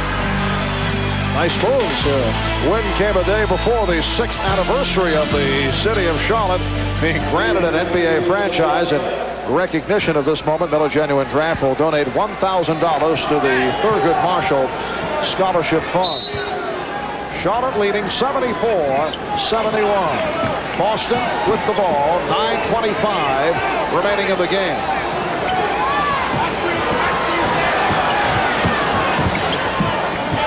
Kevin McHale guarded by Kenny Gaddison. D. Brown for three. Rick Fox on the rebound. As happened in game one, Boston hurt Charlotte by rebounding from the guard position. That time Rick Fox, coming from the outside, comes up with the ball.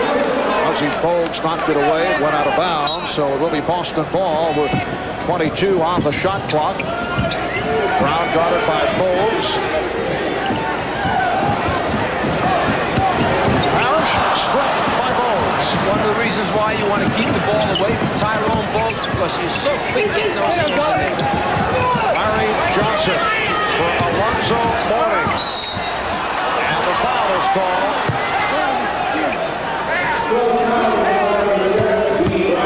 It's on D. Brown, his third. Chief tries to put it down and split the defensive players. The problem is Tyrone Bogues is so small. He's right near the ground where the Chief put it down. He comes up with the basketball. Celtics with their third team foul. Johnson up front with Gaddison and Mourning. Bogues and Curry at the guard.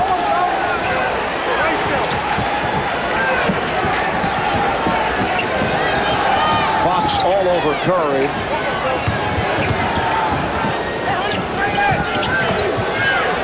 Here's Bogues. Yes. Tyrone Muggsy Bogues has hit 4 out of 7. He has 9 points. Charlotte leads by 5. Excellent read of the double team. Swing the ball to the weak side, and most times it's going to be Bogues that they leave open to make the shot. Parrish with the basket, and he was fouled.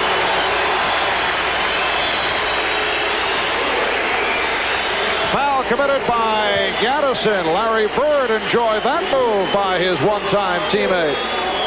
Kevin McHale a little bit too long, but Parrish gets up there before Mourning actually gets a chance to get to the ball. The conversion, the foul, the chance for the three-point play.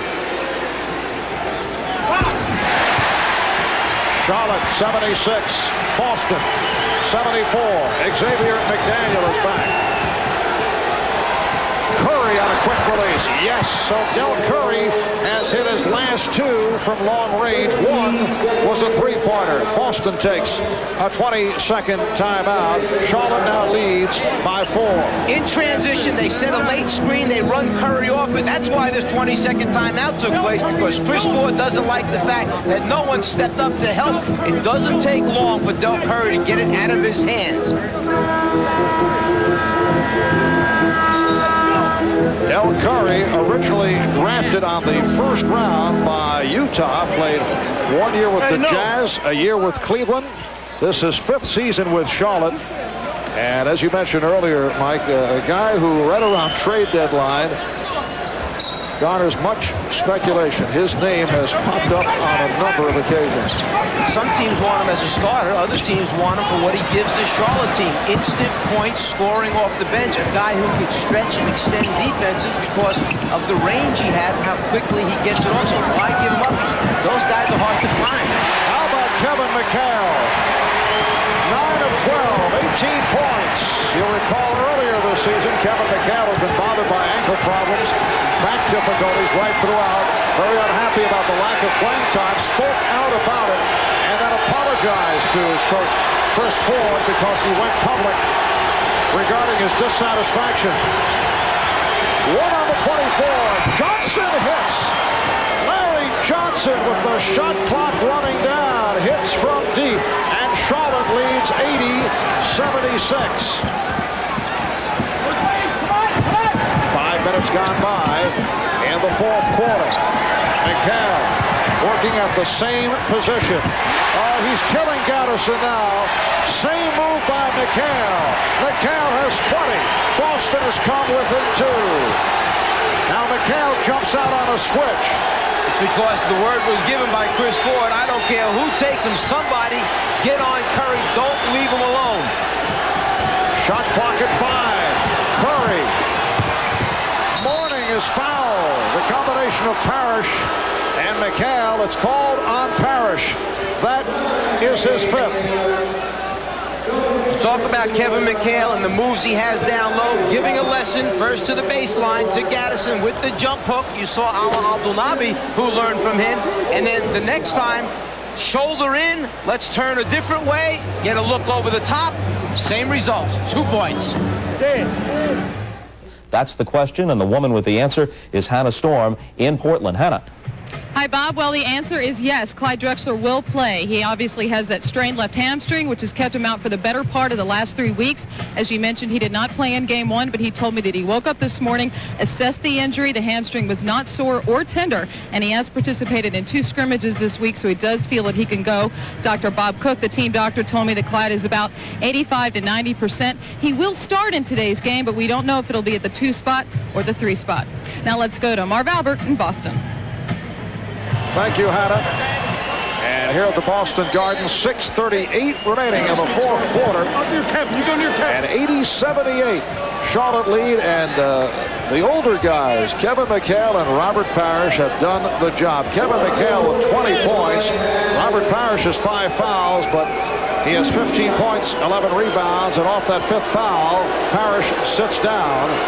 Alonzo Mourning to the line.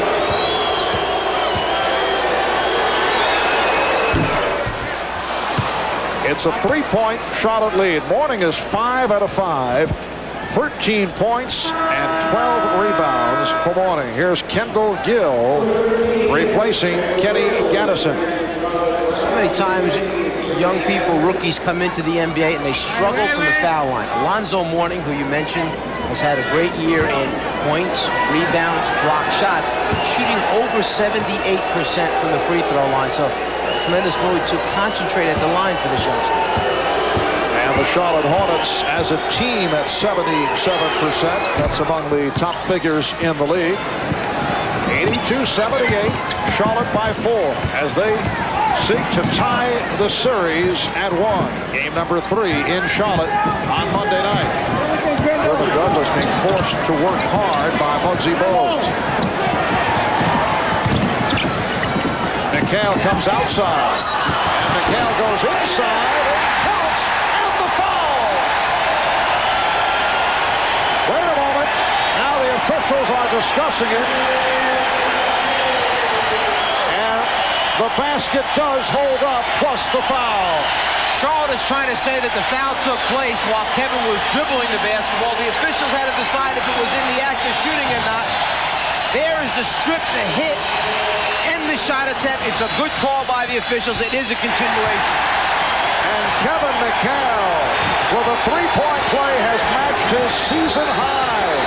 82-81. Charlotte with a one-point lead. 6 minutes remaining in the game. Morning being played now by Fox. 5 on the shot clock. Down to 3. And McGill. Kevin McHale with the rebound. Celtics defense that time up, taking away all the easy passes, then the great challenge on the jump shooter at the end. The kind of defense Chris Ford has been preaching all year. They've done an excellent job of playing defense. Crowd responds as McHale begins to make the move. Kevin McHale has given Boston a one-point lead. Well, when a veteran player like Kevin McHale gets in a groove like this, you have to change up either who the player is that's playing or how you're going to attack him defensively. You cannot give him the same look. They are on their feet. Standing ovation here in Boston. Bogues off the mark. Gamble rebounds. An inspirational effort by the 36-year-old Kevin McHale, who apparently still has some basketball left. You saw Tyrone Bogues again, the open man who's being forced to take and make big shots for McHale, he will go to the line.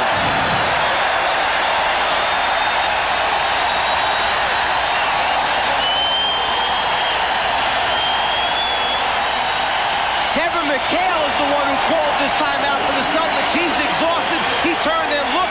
Larry Bird, standing ovation for his former teammate. McHale looked at Chris Ford, said, "Coach, I need a timeout," and he got it. McHale and learn how to play down in the post area. The conversion after the up and under move, the reaction from his teammate Larry Bird says, "Atta baby, Kev." And then on the near basket, when Kevin gets it up there, Mourning fighting for position, almost gets the roll. He's fouled. He goes to wipe his hands off, but says, "Hold on, I got to catch my breath. Hey, coach, give me a timeout." And that foul on Mourning was his 5th. Boston leads by 2. McHale with a season high is 27 points. 13 have come here in the 4th. He has scored 13 of the Celtics' 20 fourth quarter points, and Boston has taken an 85-82 lead with 4:40 remaining in the game. Bogues, played by Douglas. They collapse on Mourning. Crowd wants a foul. Here's Muggsy Bogues, bringing it to a 1-point Boston lead. Well, Bogues turned down the first jumper from the corner, and he cannot do that. He has got to make the Celtics defense pay. He knocked down the second opportunity from the foul line. But I wanted to mention, coming out of the timeout as McHale goes up and misses the inside shot, Kevin McHale looked across the floor at his former teammate Larry Bird. Bird gave him a signal like, "I like it, keep it going." McHale acknowledged him by pointing at him as if to say, "This is for you, Larry." Xavier McDaniel called for his 3rd.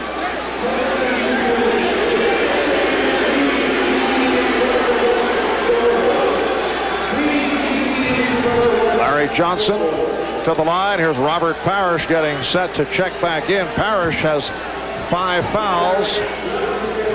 Stellar performance by Robert Parrish in the second half. He has 15 points, 11 rebounds in all.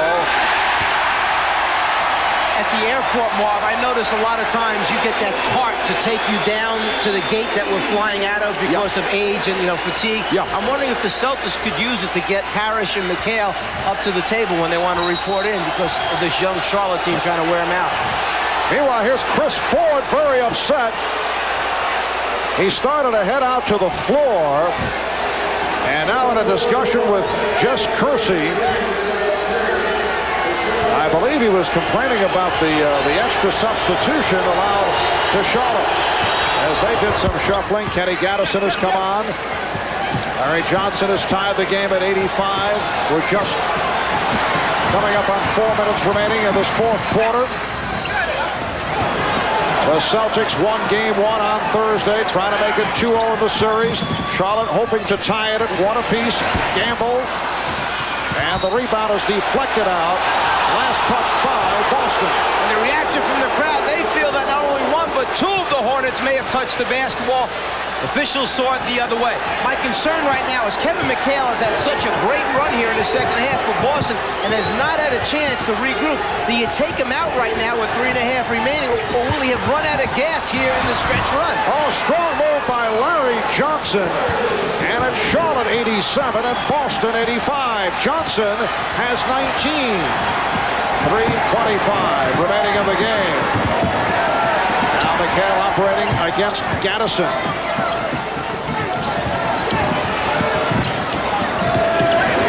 Shot clock at 4. Parrish. The game is tied at 87. That's just what Kevin McHale needed, was for Robert Parrish to come off the bench, have some wind, and then be able to go to him. McHale right now is breathing very hard. He needs a substitution.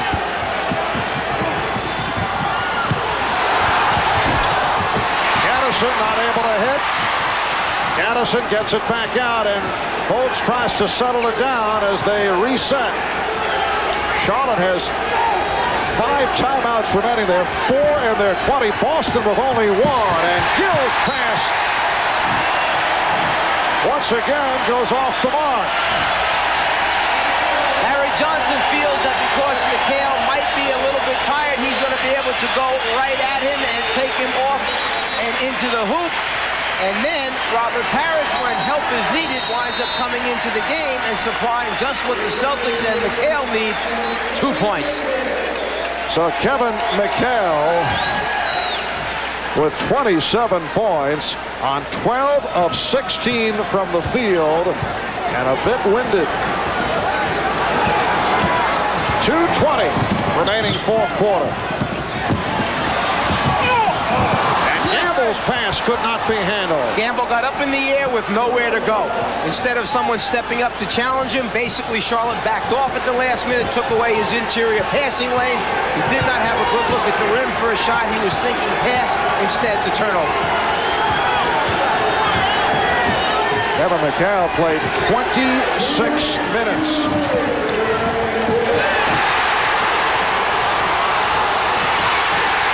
And the Celtics able to recapture. Here's Gamble.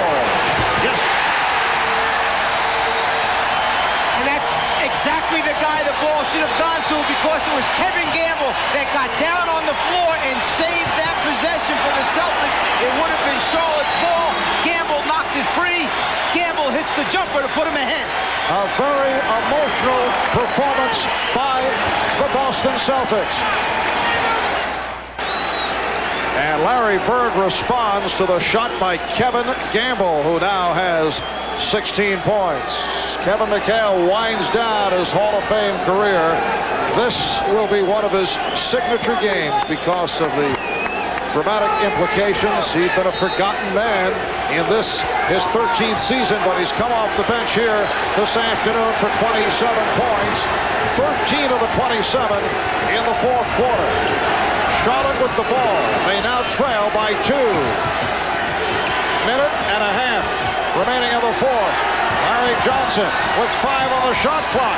Draws the double team. Down to 2. Down to 1. Gill. Yes! Oh, clutch shot by Kendall Gill. As the shot clock was down at 1, and he's tied it at 89. Minute 15 remaining in the fourth. Here comes Kevin McHale. McHale getting set to report in. 10 on the 24. McDaniel can't find the shot. Rebound is handled by Gill. Xavier McDaniel is 0 for 10. We're under 1 minute to go. In the fourth quarter, the game tied at 89. Larry Johnson had it knocked away. Gaddison was stopped by Parrish. Here's Balding. He goes down, and he draws the foul. What had happened was, from the beginning of that play, Xavier McDaniel had turned his head towards the bench as either a teammate or coaches were yelling out instructions. When he turned his head, the player that he was guarding takes him off the dribble. McDaniel very lucky to strip him at the last second. But a second back, with 1 second remaining, Gill goes up, down 2 points, and hits the jumper as time expires. There is where Xavier McDaniel had turned his head. Larry Johnson went by him. Fortunately, the strip prevents the initial layup. Morning 6 for 6 from the line. 78% free throw shooter. And Charlotte leads by 1. The foul on McDaniel, his 4th. So the foul situation, Parrish with 5. McDaniel 4. Morning has 4. 41 seconds remaining. 4th quarter.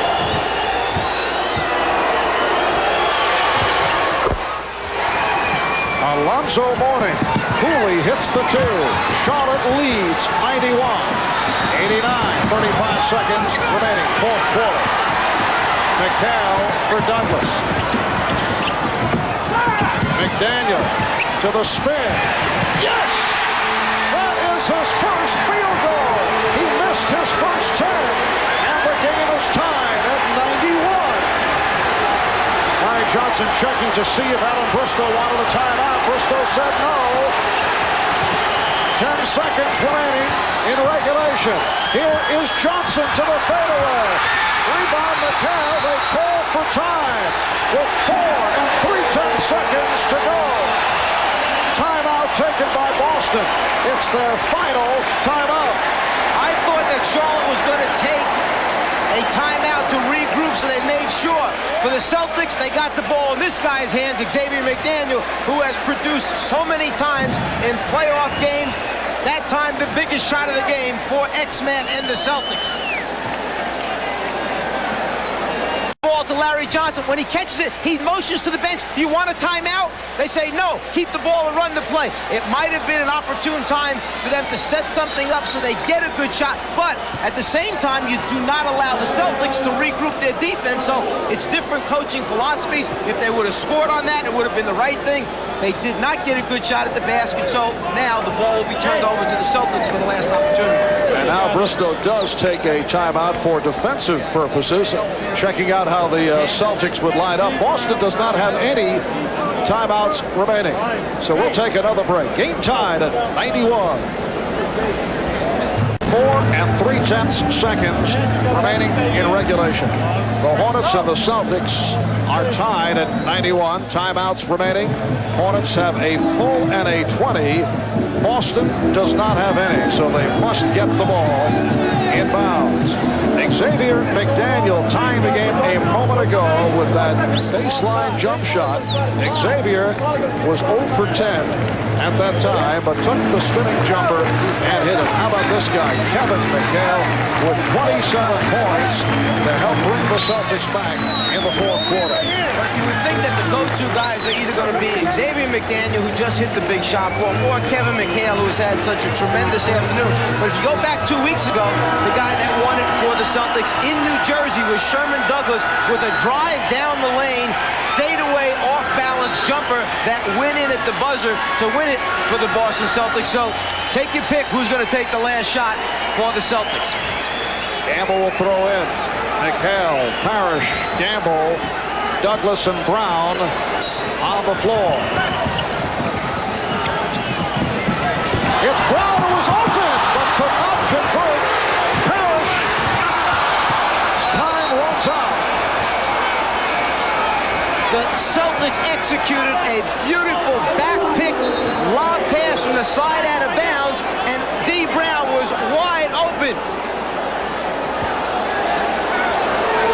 From the side out of bounds, the basketball is up, taken out here. You're going to get a back pick from McHale and then a change of direction, a lob to the rim. It's wide open for no switch that time. D. Brown up, the pass was just a little bit too high for him to convert.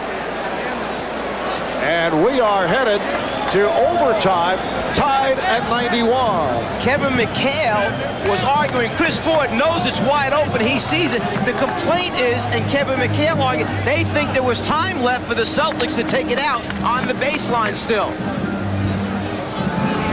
So we go to a 5-minute overtime session. We'll be right back. Now at 3:44 Eastern Time, scheduled tip-off Game 2. The Spurs and the Trailblazers. San Antonio won Game 1 on Thursday night in Portland to seize the advantage in the series. Portland played without Clyde Drexler, out with a strained left hamstring, but it was announced moments ago that he will start in today's game. How long he can go, we'll have to see. We go now back to Marv and Mike for overtime at Boston Garden.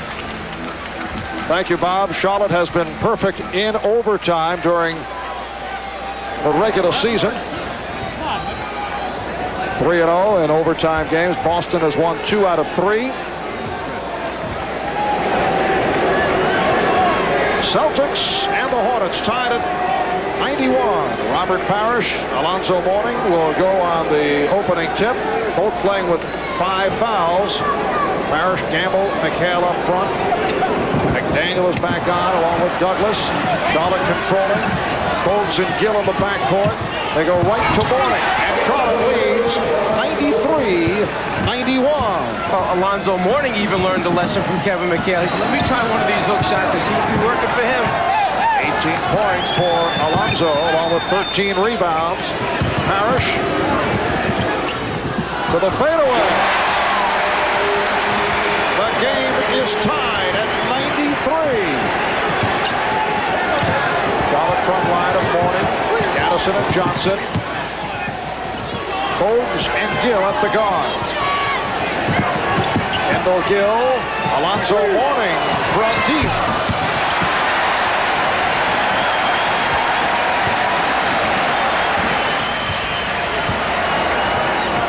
McDaniel for Parrish. 1 minute gone by in overtime.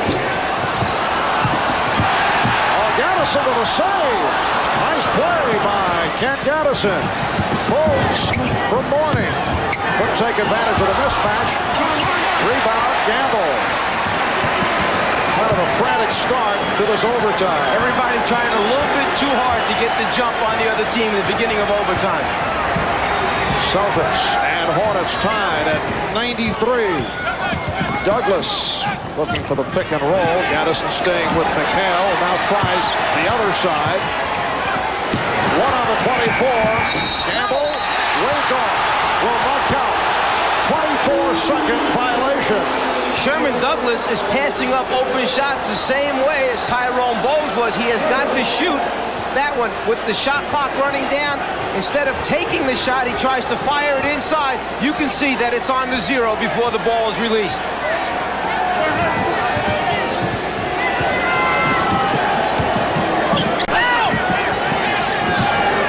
Johnson battling for possession with McDaniel. Backs him in. And then threw it out, did not have the shot. Both just did get it off and deflected out by Gamble. No argument from Kevin Gamble. The Celtics did a very good job of stopping the Charlotte Hornets attack. Tyrone Bogues just throws one up on the rim because he's trying to avoid the 24-second violation. And they're fortunate that the ball was deflected out of bounds by the Celtics.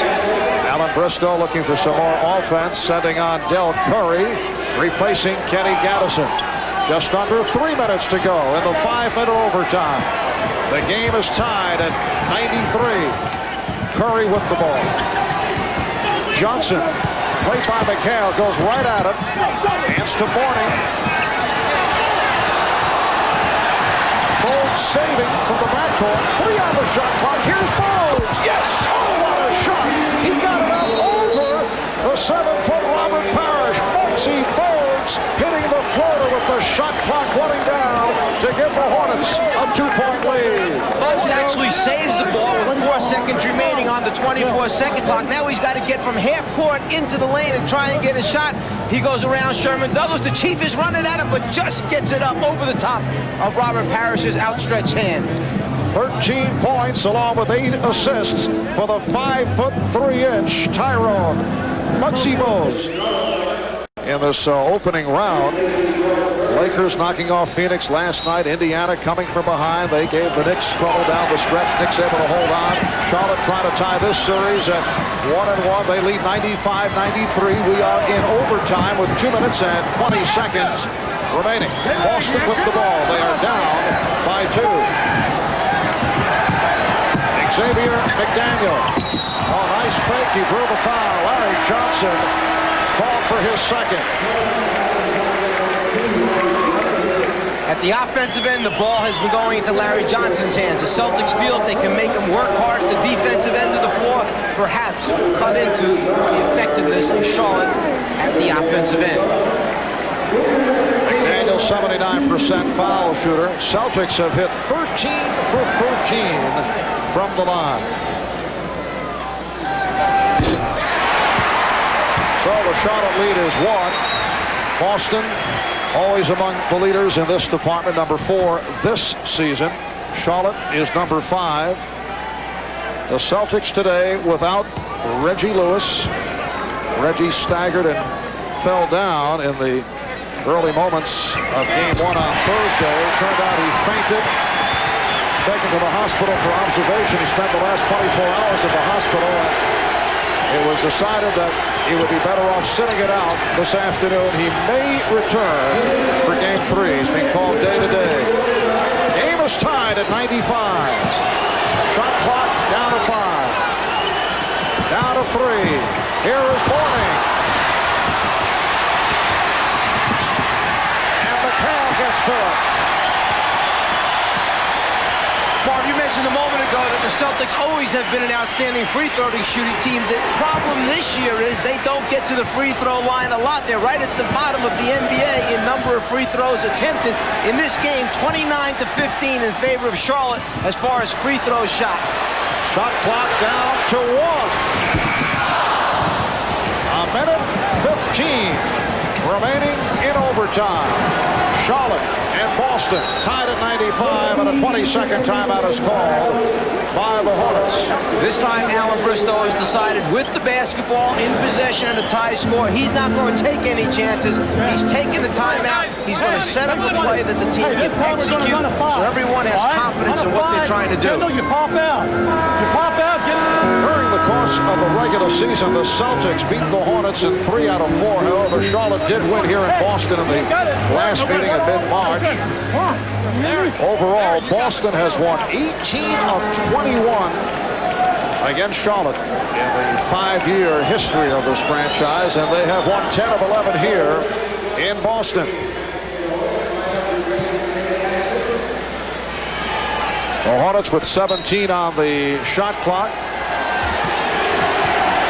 We're coming up on a minute to go in overtime.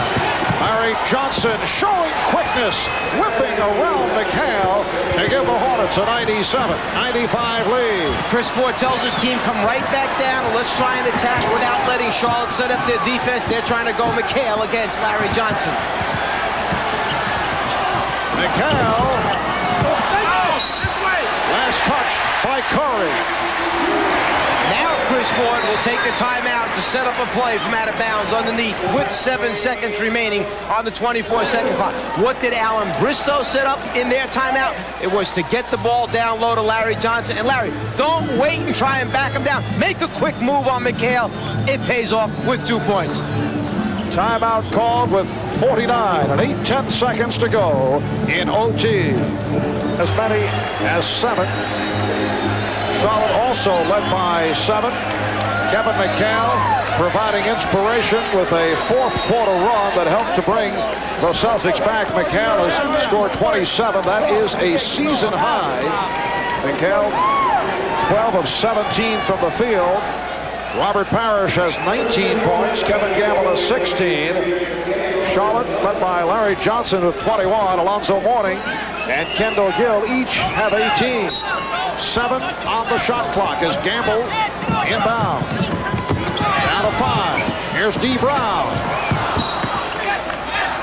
And the call is last touched by the Celtics. It will be Charlotte ball. They lead by 2 with 45 seconds remaining in this overtime session. So if you're the Boston Celtics right now, what you're doing is you're saying you want to dig in, you want to get a stop defensively, and then there still is plenty of time remaining to come down and get a good shot and either tie or try and win this thing. But the first thing is dig in defensively and stop them. Johnson played by McHale. Here's Curry. Douglas gets to it on the back tap. Boston with an opportunity to tie. Boston has 1 timeout remaining. Charlotte with 3. Sherman Douglas didn't really get a chance to look at Chris Ford, so they're making this play up on the fly. Gamble for 3. Parrish with the rebound off the face. McHale fires. Yes! He's tied the game at 97. 6 seconds remaining in overtime, and Charlotte calls for time. You could see Sherman Douglas run over to Chris Ford as they were coming off the floor just then and asking Chris Ford, look, I didn't hear what you said. We just tried to get it into something so we got a shot. But it was the 2 old-timers, Parrish, who takes the first shot and misses, but McHale, the long arms, the reach, over the top of Larry Johnson, the extra effort, and then the 2 points. And you think his former teammate Larry Bird liked it? Just keep it alive. Yeah, it's good. To look at it, if you're Charlotte, you might want to put the ball in the hands of Tyrone Bogues with 6 seconds remaining. That's like giving Boguesy 12 seconds to dribble penetrate. Boston has no one that can really play him off the dribble, so you let him break down the defense this time. He's your main go-to guy. It'll be interesting to see which way they go. Get it to Bogues or go to the main man, Larry Johnson, initially. Charlotte does have 2 timeouts remaining. Boston with 1. 6 seconds to go in overtime. Game tied at 97. Gill, played by Brown. And a foul call. Boston had a foul to give. That's okay. What they did is they used up time off the game clock. They brought it down now under 3 seconds. Now Charlotte will have to take it back out again. 2 6/10 seconds remaining, so that's stopped the sequence. Good foul given by D. Brown. Kevin McHale is back now, providing the effect on the inbounds, trying to make it difficult for Gill to get it in. They don't want to throw it from sideline right into the post, which that's what they're doing. Here's Johnson with the shot. And we go to a second overtime. Larry Johnson had the opportunity to win it. McHale is on the ball so that Charlotte doesn't get a good look into the postman. As soon as Charlotte spreads, it goes directly from the side out into Larry Johnson, who gets a wide open look. Parrish with the stretch, the challenge. Is it in? No, it's back of the rim. We go into the next overtime.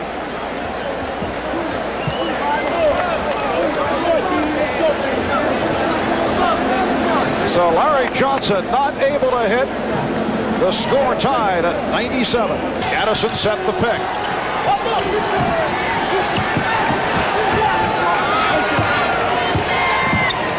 Here's Gill. Trying to go past Parrish, rebound.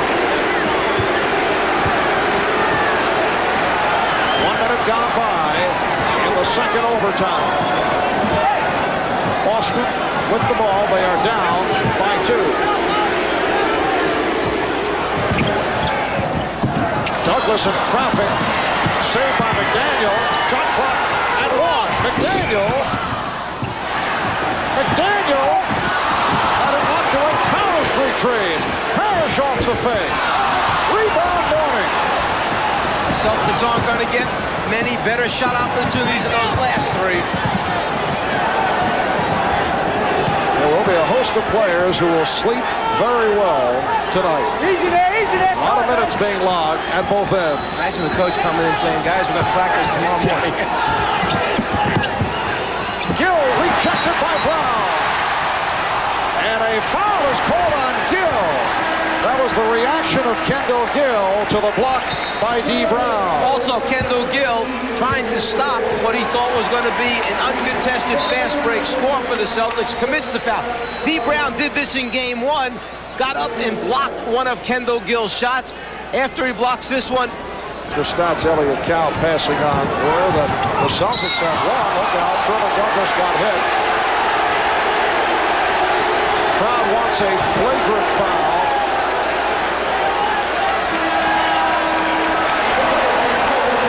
The high pick and roll, which was the problem play for Charlotte, the foul that time on Alonzo Mourning, which is number 6, and Mourning is out of the game.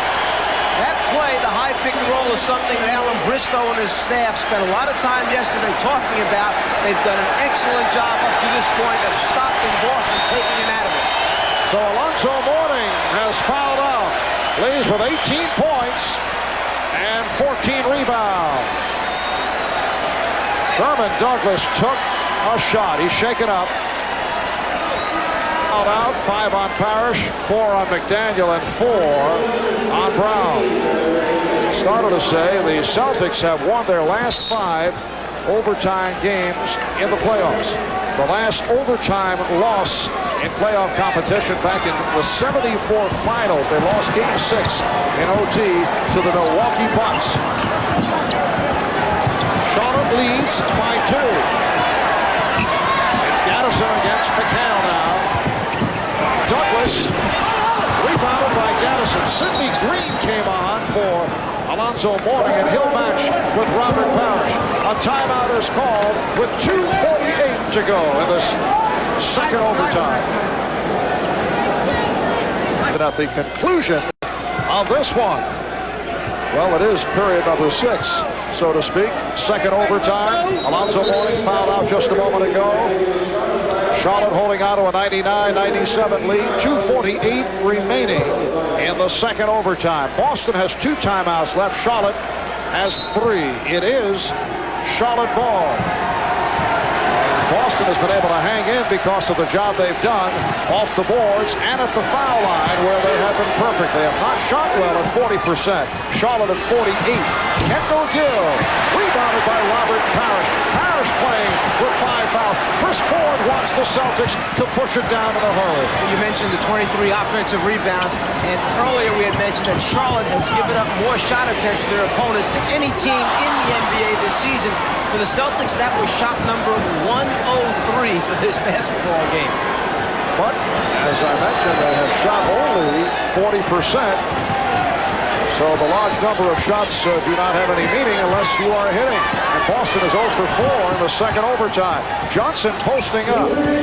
Shot clock at 3. Gill trying to go glass. Parrish with the rebound. That is his 15th rebound. And again, the Celtics with a chance to tie with just under 2 minutes to go in the second overtime. D. Brown, played by Kendall Gill. Larry Johnson now involved with Kevin McHale. McHale will go to the line. The foul committed by Gill. There's another way of looking at that 103, 104 shot attempts. If you're the coach that is coaching a team that's shooting only 40%, you tell your team, all right, we're having a bad afternoon shooting the basketball, but because you're working so hard, getting us so many more shots at the basket. McHale 3 of 3 from the line. Charlotte maintaining the 2-point lead. A minute 38 to go in the second overtime. That's the first free throw miss by the Celtics. They hit their first 15. The Celtics trail by 1. 30 points for McHale, a season high. Minute and a half to go in the second overtime. Johnson guarded by McHale. Johnson. And Douglas takes for the Celtics. Kevin McHale was cheering harder than anyone for Sherman Douglas to go get that basketball because he was in cement. There was no way that Kevin could chase it down in the corner. Boston calls for time, so they have 1 timeout remaining. We'll be right back. The 36-year-old Kevin McHale, 39-year-old Robert Parrish have accounted for 49 of the Celtics' 98 points this afternoon. Kevin McHale has played 31 minutes this afternoon. He has gone 40 minutes only 1 time this entire season. He has gone 30 or more minutes only 13 times this season. So guess he should be a little bit tight. Correction on the timeouts. Boston, as we just saw, with 2 left. Charlotte with 2 left. 1 point, Charlotte lead. We come up on 1 minute remaining in the second overtime. Shot clock at 5. Brown with an open shot. Brown missing the last couple. He's had the chances, had good shots. Those are shots that normally Reggie Lewis would be taking for this Celtic team, but at the same time, if Reggie Lewis were here, they may not be doubling off and leave him wide open. Brown started hot, but has not been able to hit. Gill for Gaddison. Kept alive by Gaddison. And Charlotte with a new 24. They lead by 1. 15 out of 24, 19 remaining in the second overtime. I don't know if they can let this shot clock run down. You may have to go after him right now and commit the foul. Otherwise, it's only going to be about 3 seconds differential. Here's Johnson. Gill, 1 on the 24. Gill fires. Rebound Parrish. And the Celtics with 2 seconds remaining in the second overtime call for time. They gambled that time on the Celtics' part. They dug in, played solid defense, did not let the foul immediately, so now they have 2 seconds remaining. The battle, the scramble for the ball, and off the fingertips that time, out of bounds. The save at the last second gives Charlotte the ball back. We'll take a break. 2 seconds remaining in the second overtime. We'll be back in Boston in a moment. Converted in the second overtime. Charlotte 1 of 8. Boston 0 for 4.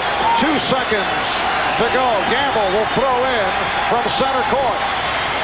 2 seconds left in the second overtime. Wingate guarding on the inbound. Boston does have a timeout left, and they use it.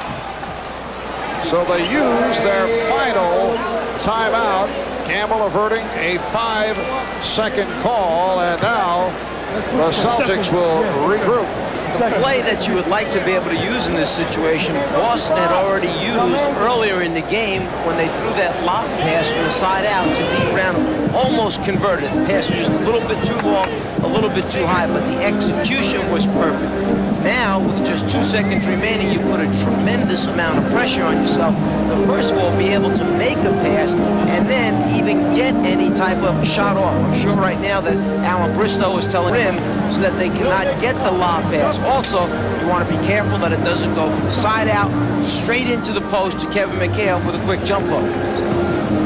And following the conclusion of the Celtics and the Hornets, we will switch to Portland, San Antonio. In Portland, Portland is up by 3 final seconds of the first quarter. And that is coming up next. The San Antonio Spurs and the Portland Trailblazers in Game 2 of their opening round series.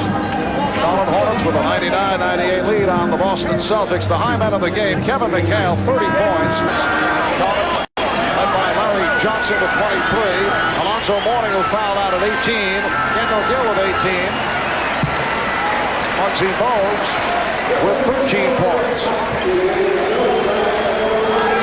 So now Rick Fox will be the trigger man. He will look to throw in. A big man on the ball, Mike Jaminski, so you don't give Fox a good look. He cannot move on that sideline or it's a violation. Jaminski had not played at all today. Here's Fox. It's Brown again for 3. And that will wrap it. Dee Brown finishes 1 for his last 10 after the good start. And in double overtime, the Charlotte Hornets with their first ever playoff victory. They have defeated Marv Albert with Mike Fratello and Ahmad Rashad saying so long from Boston. In double overtime, it's the Hornets by 1.